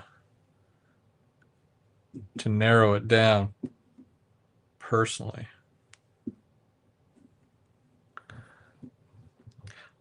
Like, I had fun on the shop build. And the ethanol kits from Walthers are really fun to do. The steel mills, whew, those buildings are crazy. I don't know if I could do those over and over and over again, but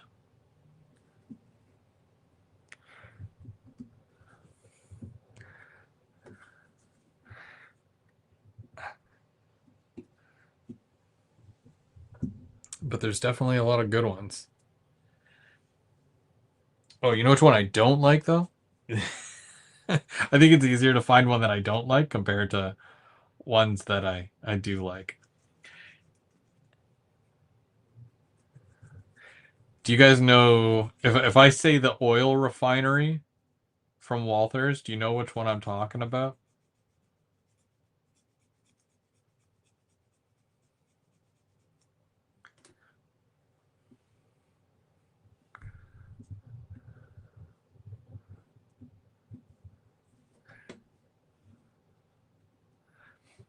Yeah, Floyd knows. So Floyd, when I got my oil refinery kit, um, so I wasn't as experienced as I am now, obviously, but it didn't help that you're dealing with a plastic kit first of all, which is okay, but all the handrails were on one flat, big brass sheet. Uh, that was missing from my box, so I wasn't thrilled about that. And I'm like, I'm going through the box, and I'm looking, and I'm like, where are these handrails? There's nothing here. There's no handrails in my box. Now, Walters is pretty good, and they cleared that up. They sent me the handrails, but when I'm like, it's a flat piece of brass. And so not only do you got to pop them all out of this brass sheet, you also have to bend them to go with the curve of each of the platforms.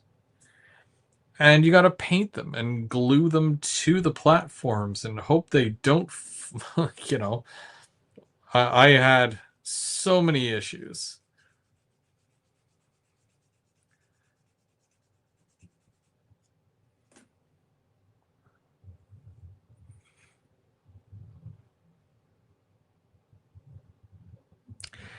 I don't remember the directions, like if they were any good or not. All I remember is that it was delay after delay, and then also with the fact that it's like I just wasn't having fun with it.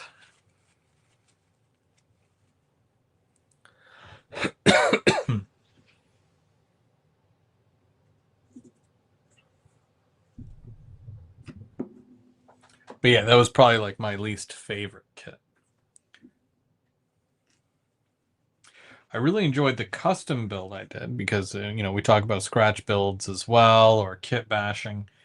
Um, yeah, it's actually more of a kit bash, but when I took 3 of those Walthers maintenance facilities and I made one big facility out of it.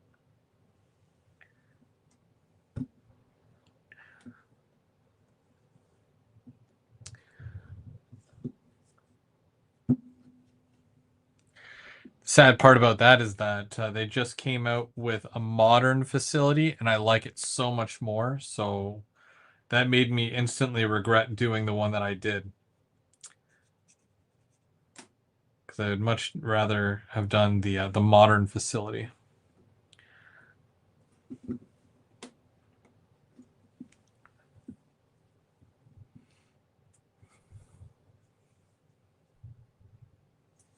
What about the wood guys? So for the guys who have done wood kits, what would you say is your favorite wood kit of all time?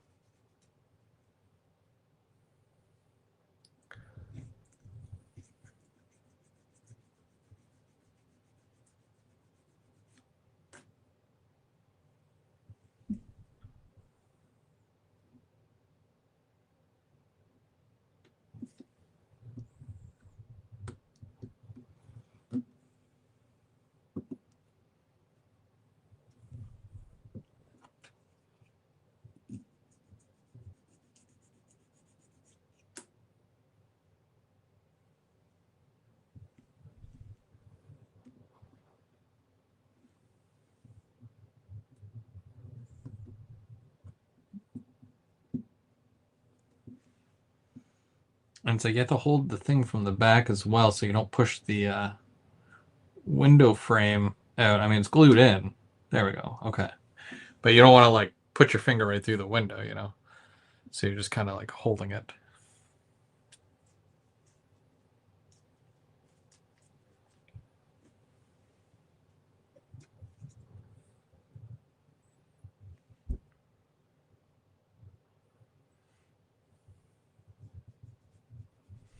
The DPM kits. Yeah. Yeah, I can say I've tried those. Tried one anyways. Is it even plastic? Or no, I'm thinking of something else. DPM.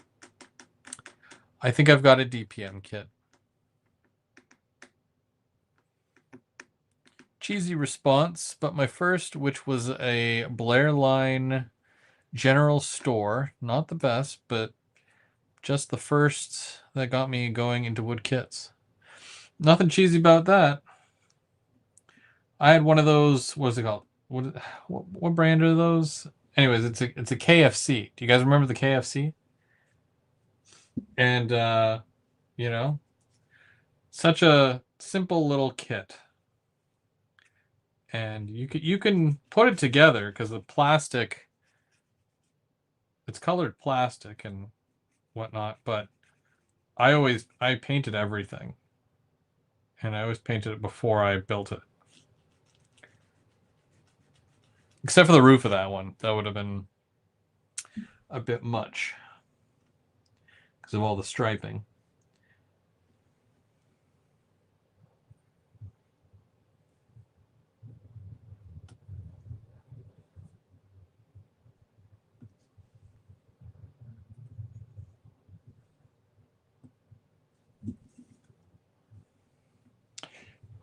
Depress preservation models. I guess that's what DPM stands for. I did not know that.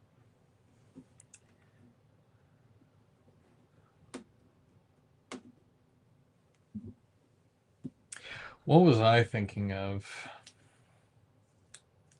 What are those buildings? And I'm pretty sure they are by Woodland Scenics, but you have to build it. Are those DPM? No, those are not DPM kits. Those are something else. I can never remember the name of them. It's not even plastic. They feel like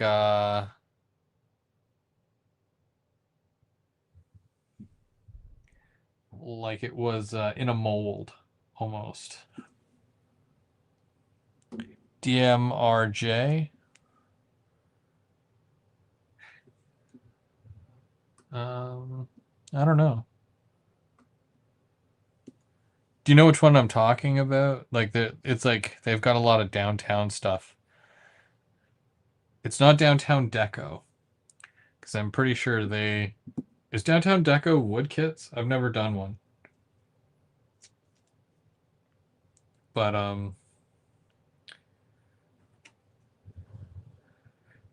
yeah, for the one I'm talking about, it's not plastic. It's more like resin, but they glue together terribly unless you're using a specific type of glue, and I was using the wrong glue. Either way, it was just a bad experience.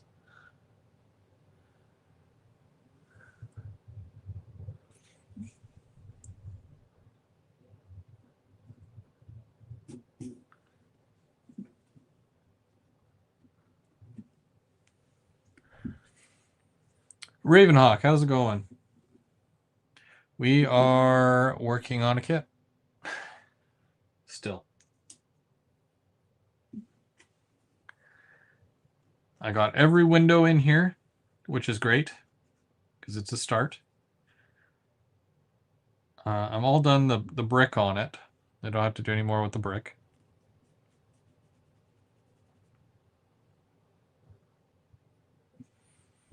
Yeah, the cleaning and the sanding. I mean, you should be cleaning most kits. Like Walters, like I know a lot of people will, wash the sprues with the Walters kits as well.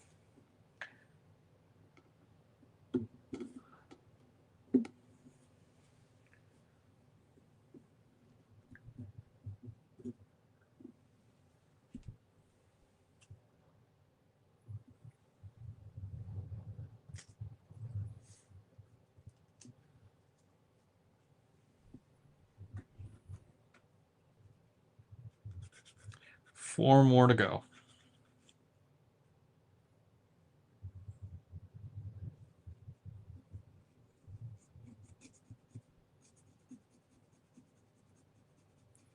Downtown Deco is Hydrocal. Okay, so then maybe that is what I'm thinking of.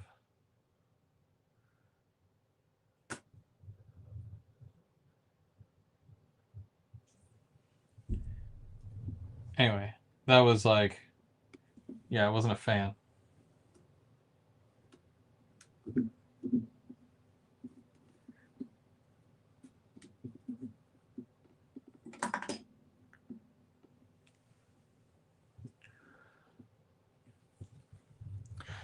So again, these are really neat. And then I've got these little air conditioning units. I don't know where I'm going to put them, but I think it'll look like really cool. Just put it inside the window, right? And it sticks out. So it looks like there's actually something there. It's not just like a fan that's covered up or whatever.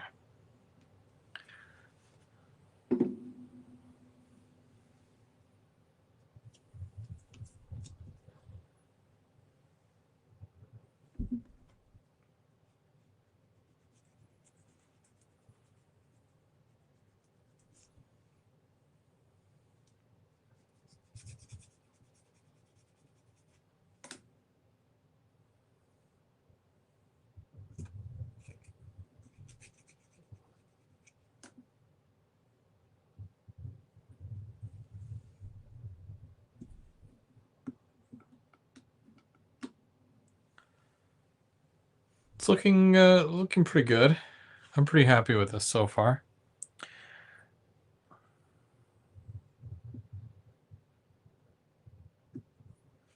City Classics and DOM are injection molded kits. Yeah, I know I haven't done City Classics. DOM.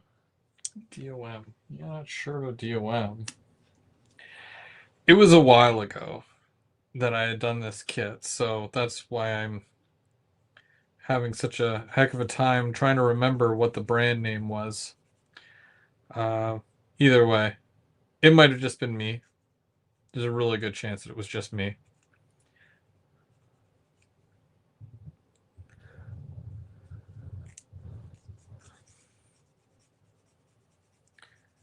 I think one of the first kits that I did when I started doing this whole HO scale thing was the coal or the mining.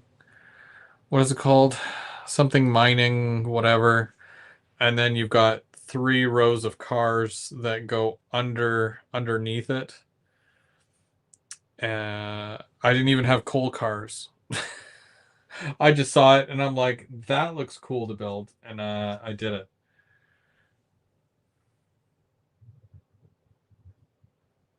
Yeah, I've got a few weathering ideas for this. I know it's brick, but it's like, brick still gets weathered, right?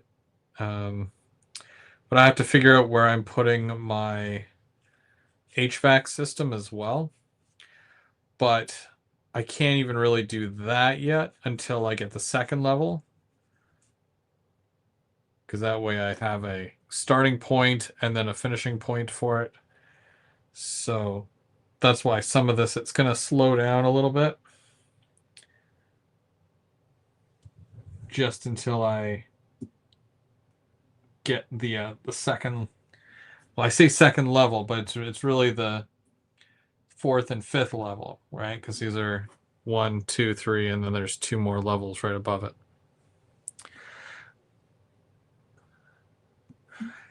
Yeah, so between the coal factory from Walthers, there was also the cement plant. It's either cement or concrete. It comes with the silo buildings, and then there's an elevator that goes to one square building. Then there was a giant tube that is on a rotating thing, comes with a gear so that if you had the motor, you could make it, you know, rotate. And that goes in another building. And then there's another elevator that goes from a long storage building. Yeah, that whole kit was like massive. But it was only massive because it's like 4 or 5 buildings or whatever you want to call them, and they're all connected with grain elevators. Do you guys know that one? It's not the Medusa cement plant. It was one building from the Medusa plant, and then like 3 other buildings, but they all connect, and it was sold as one big kit. For some reason, I always enjoy doing these really big kits. Yeah.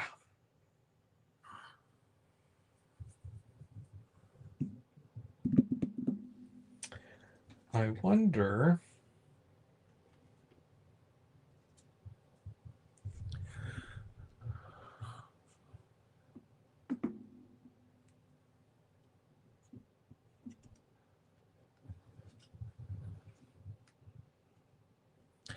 Yeah, so if you put it right where it's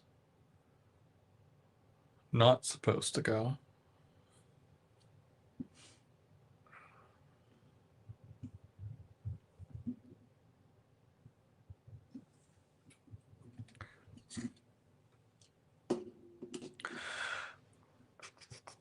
Between Walthers and DPM, there is such a huge amount of plastic kits available in all different scales. So they're very popular, but you can get some great stain and weathering on wood kits.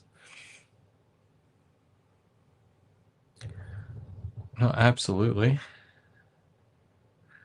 Valley Cement, maybe. Now I gotta look it up. Look what I've done.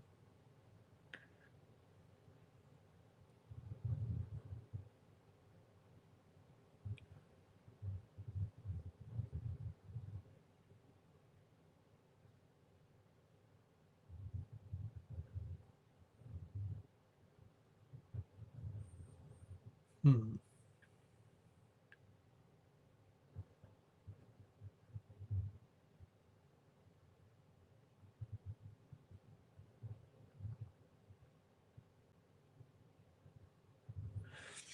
I'm just checking here real quick.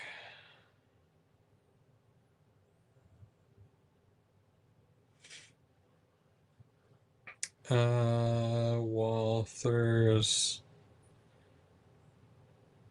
HO Cement.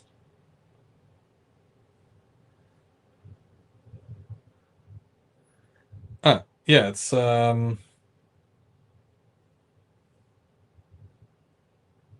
called the Valley Cement.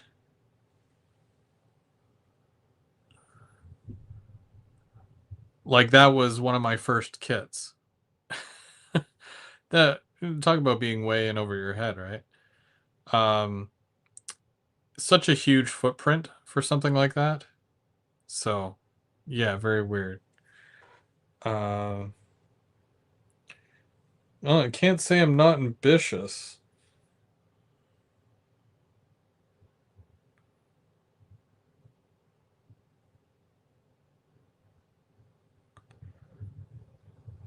And this was the first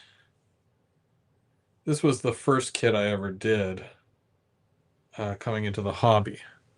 Now, mind you, these are from the website. If I was to try to dig for the pictures of mine, yeah, good luck. I'd be here for a while. So,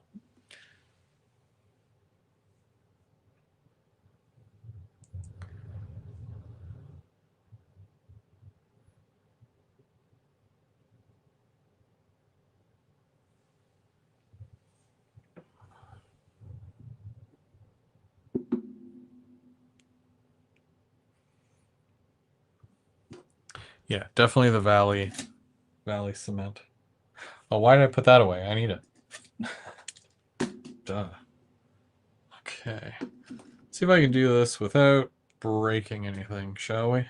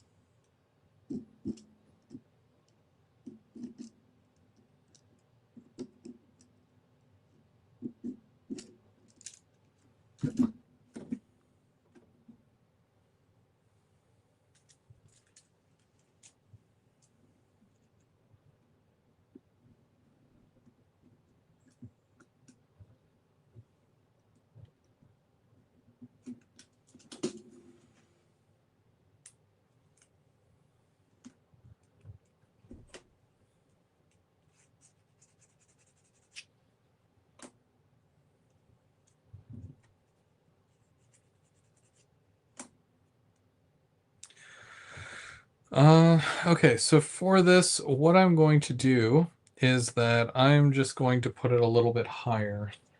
And what I would like to do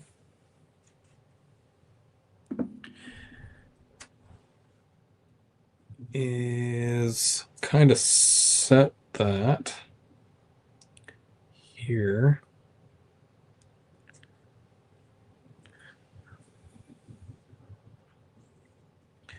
And that'll be the standard for right across.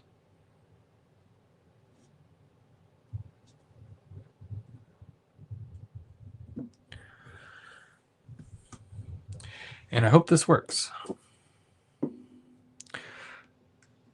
That's an elaborate kit. Tough choice for a first kit. Yeah. Again, very, very ambitious. And I think the funnier thing, it's not even the kit, but at the time, I didn't even really have a layout. So that's the first part of that.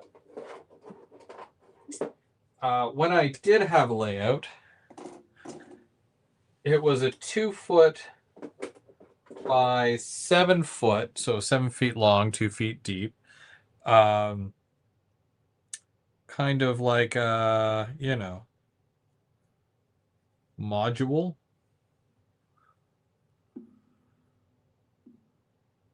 And the track was used, and I have my complaints. But yeah, it was definitely one of those. Should this have been my first kit? Clearly, I did not care. I'm like, you know what? I'm gonna do it. I'm gonna have fun building this, and that's how it's gonna be.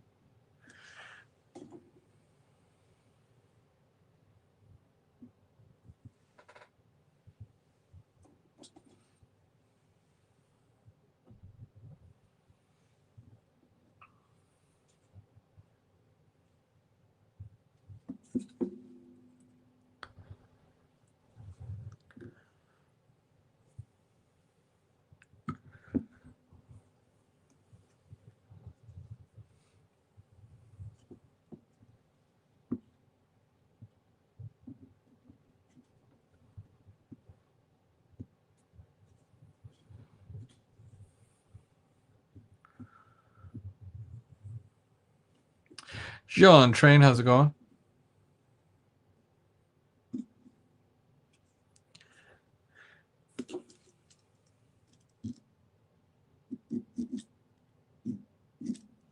Yeah, see, at the time, I didn't really know better. You know, when you're doing like your first kit, and again, I've done a bunch of those, and shortly thereafter, doing those, I actually did my first version of the maintenance thing, the diesel shop. Yeah, there we go. That's when I did my first version of the diesel shop. It was just a singular build. It wasn't as elaborate as the last one I did, where I had three of them together. I haven't. I got those. Yeah, because he's saying furnace, and I'm like, I got my steel mill kits several years ago. Like I was at my old house, and I still haven't finished them yet.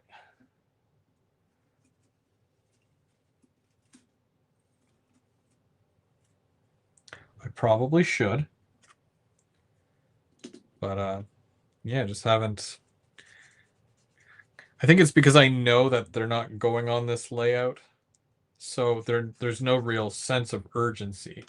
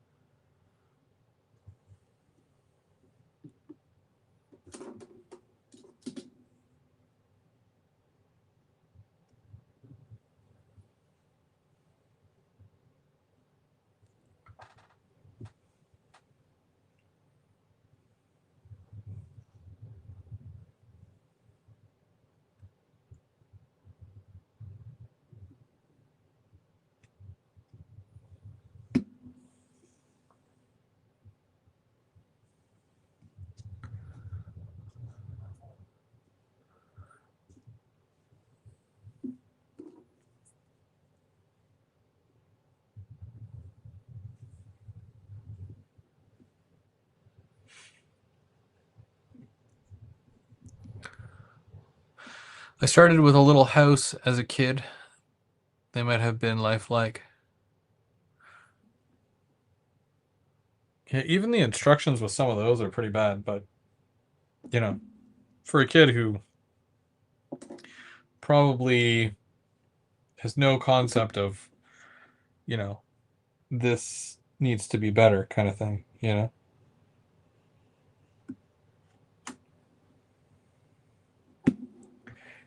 You're just happy to be doing stuff, right?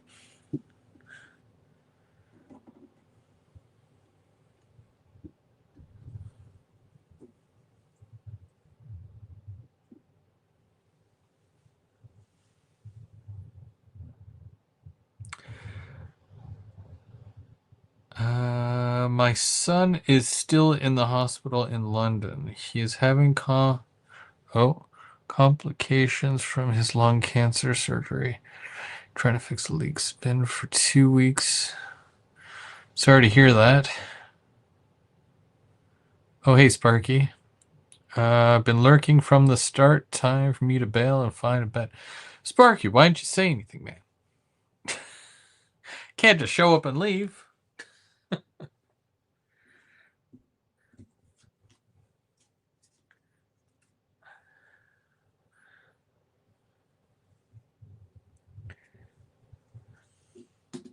Nah, you're a busy guy. I get it.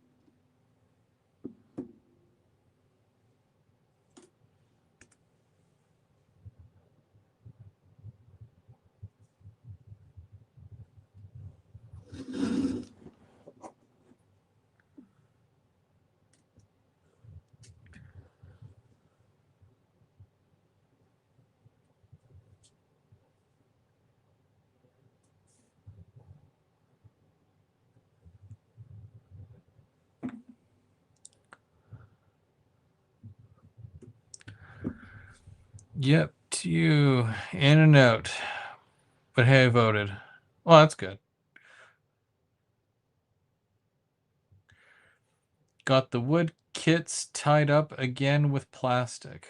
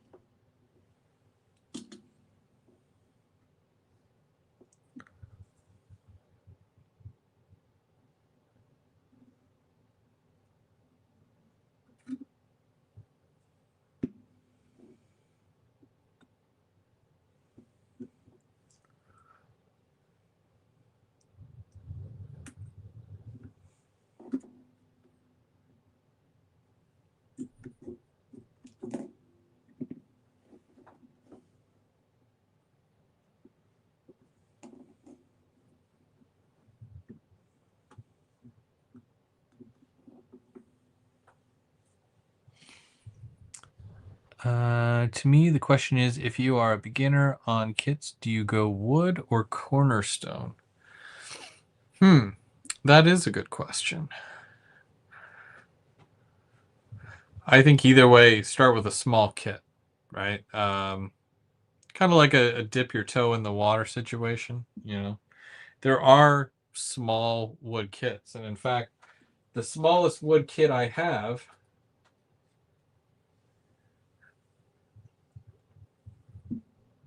is a deck. And this was oh yeah, I guess it goes this way. Because you've got the lattice and the stairs. Yeah. And yeah, like it scared me. I was like, I don't know if I can do that, you know, and then it's not as bad as what I thought it would have been. And I've got my little barbecue and a little lawn chairs there. But some of those kits just look so fun, and I think that's what kind of caught my eye with the cornerstone kits, is that they just look so cool.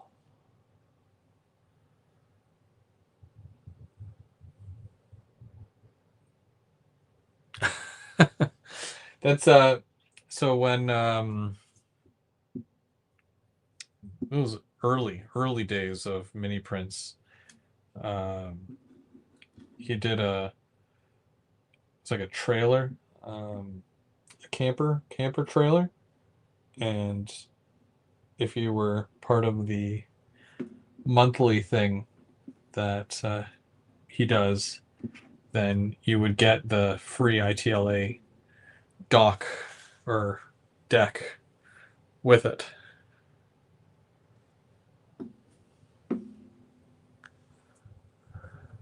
So that's why I have that. Yeah, that kit was really fun too. It was more fun to paint than it was to build, if that makes sense. Just because I had, fun with it, making it kind of my own like little paint job on there. But it was still pretty decent. Um, Cutting the wood and making sure I had enough wood for the bracing and all that was kind of nerve wracking because I know I don't have any extra. So that was the only thing that I was really worried about when building that. But I'm sure stores sell that stuff.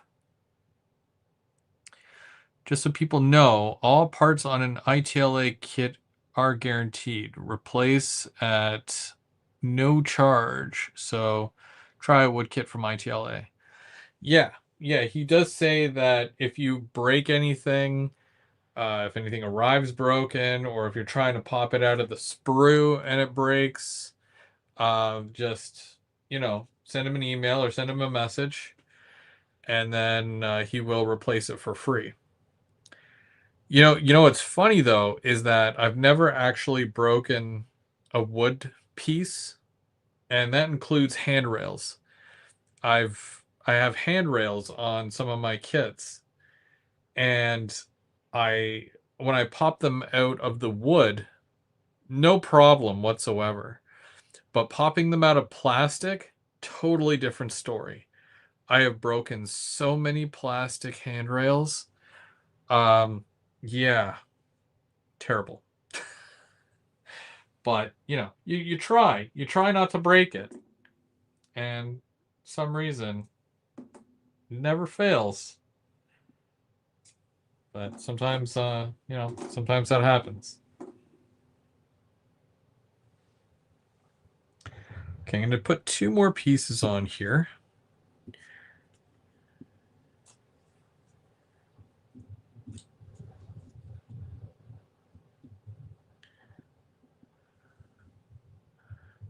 And I want to say that's about right.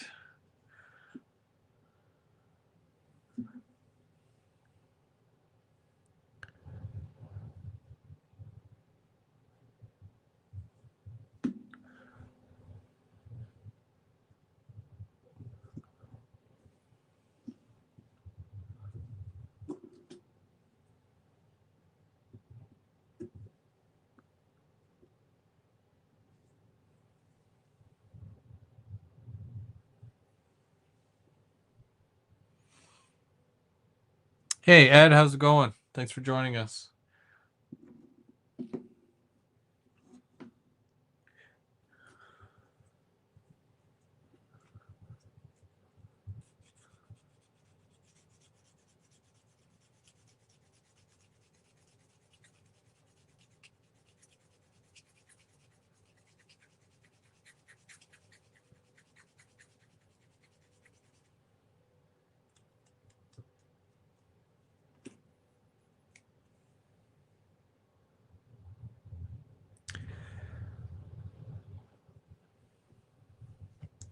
Okay, so it's just a matter of lining up this last piece here, cutting it, and then I'm going to leave the rest of the cornice and pilasters for next week.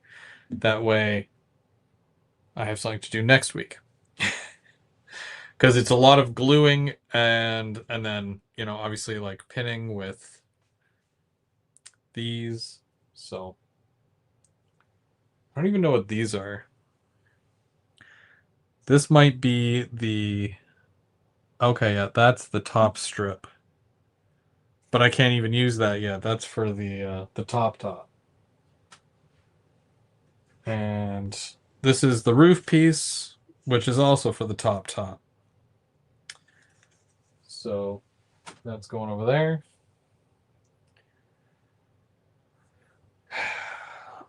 Yeah, waiting on this 3rd and 4th level is it's going to be a pain, but I'll be able to work around it. I think there should be another piece though, because I remember there being doorways as well, and I don't see them here. Let me check. They weren't in the box.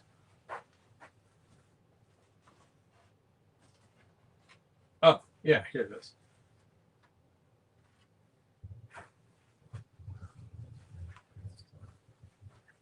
This. So what I might do is I might build this dock just to build it, but I'm not even going to use it. I'll end up giving it to somebody. Where's the door? There's supposed to be there's supposed to be doors, right? So that's not cool. I see there's the metal chain for the door, like to kind of lock people out. But there should be a door. And I don't see the door anywhere.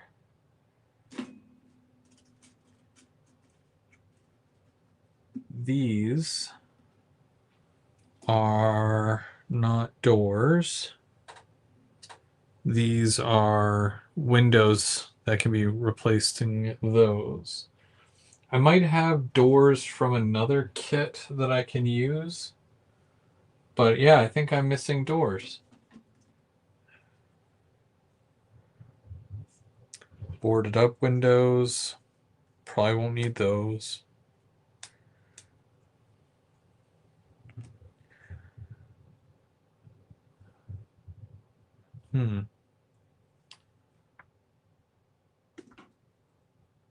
I'll have to reach out to Nick, because yeah, even for that's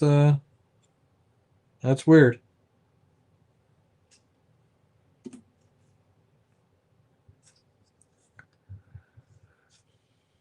I don't really like these doors. These almost have that sliding barn door look where like you can have one all the way open and one all the way closed.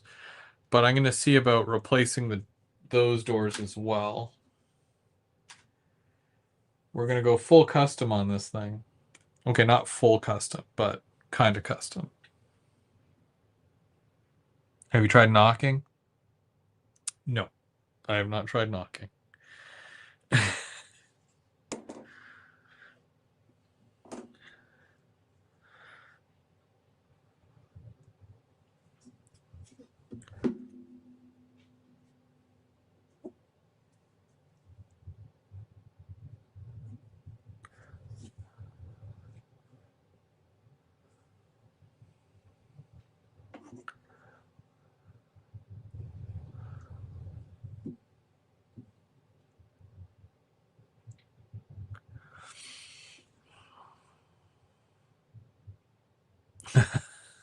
He's trying to make them wood kits go like through the roof.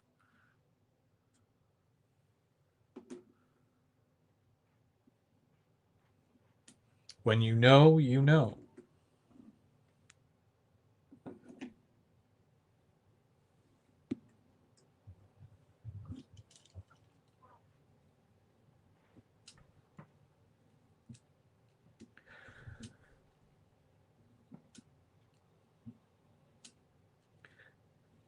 I'm really getting the hang of these cornice things as well.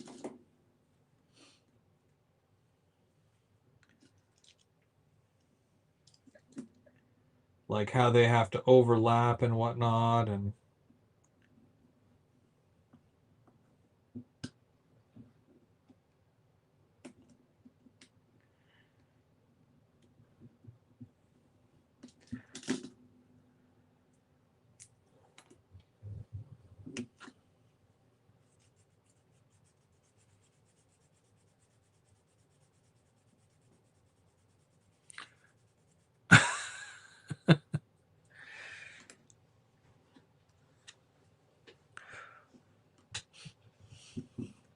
I don't know if one necessarily wins over the other.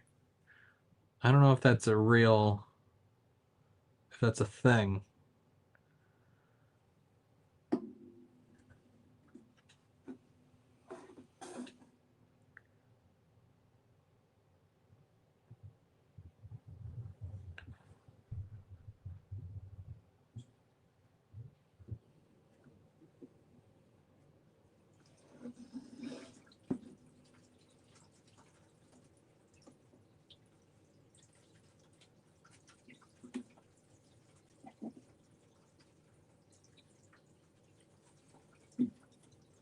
Okay, there we go.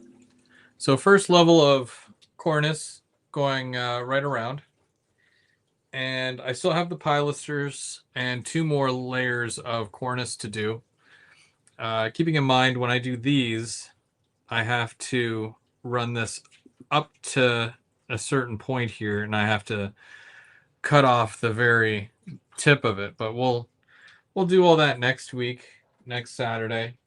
I don't think what's going on. Oh yeah, it's Easter weekend. Yeah, I should still be good. Yeah, so next Saturday night we'll continue on building the kit, and there's lots more to do. I do have to paint this because this is the inside of the building. I do want to paint it black. You know, that's basically it for that. I'm not going to do that live on the stream, as you could very well imagine why. But yeah, besides that, there's a couple more things that I do want to work on. for the layout as well. So we'll probably touch on that throughout the month of April, and maybe some custom cars. So the barbecue date is still the same, isn't it? Yeah. So I'm still going to do an official announcement, but for those of you who have been to my barbecue before and are planning on coming this year, so I even talked to Bubs today. Uh, Bubs is contemplating whether he brings the bigger barbecue or we just do the camper barbecue like we did the couple of years ago. So I'm going to let him decide that. But it will be, and I'm just going to confirm with my calendar here. I got the week off and everything, which is great because now I'm off all week. Okay. So looking at, well, you can't even see that. Okay, so August 30th. It's the last Sunday in August, which is normally what we do. Also, typically the last weekend in August, first weekend in September is typically Labor Day weekend. But because of how September is, I guess, Labor Day weekend is not until the 5th, 6th, and 7th. So we're doing it, I guess, technically a little bit early, but still at the end of August. I don't know. These calendars are weird. Somebody asked me one time what I thought of daylight saving time, and my response was basically, "Well, I don't know. I'll tell you in 6 months if it's gone either way." So, but yeah. So the barbecue, August 30th, this year. That's kind of where we are at for that. So if you do need to make plans, reservations, if you need to find a ride, find a buddy, find a way to Smiths Falls, take the chopper. Um,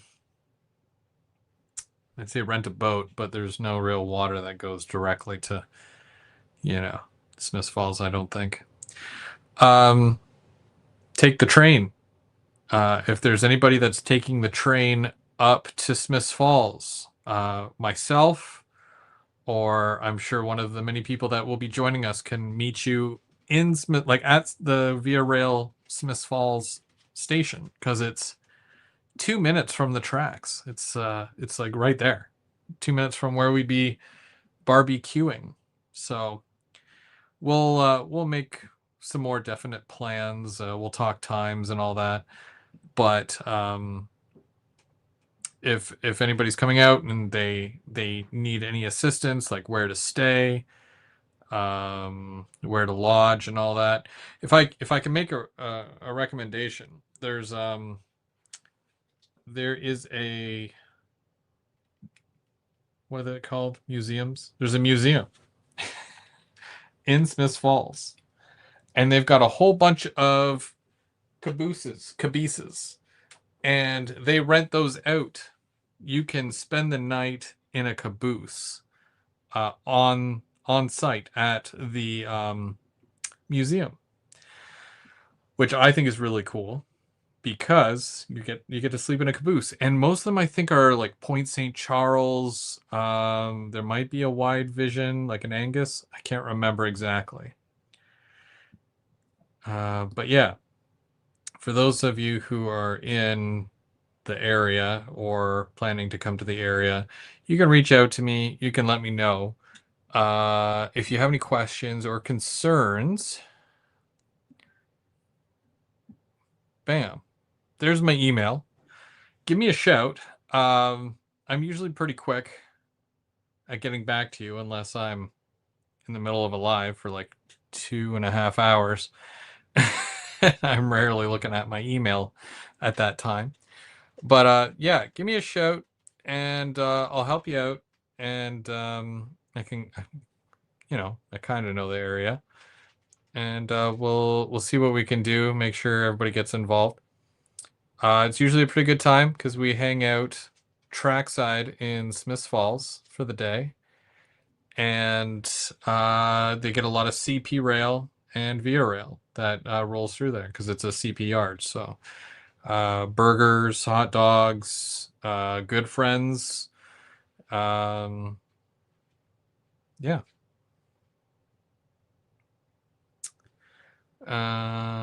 Too far. Next time, Ronald. But yeah, so we'll see you next week. Don't forget, Monday, Mike and James, and I'm pretty sure it's on James's channel. Then on Thursday, it'll be Denny. So we're back to the first Thursday of the month. So it'll be Denny, and then we'll be back here on Saturday. You guys have yourselves a great night. Thank you for watching. I've got a train to catch, so we'll see you later.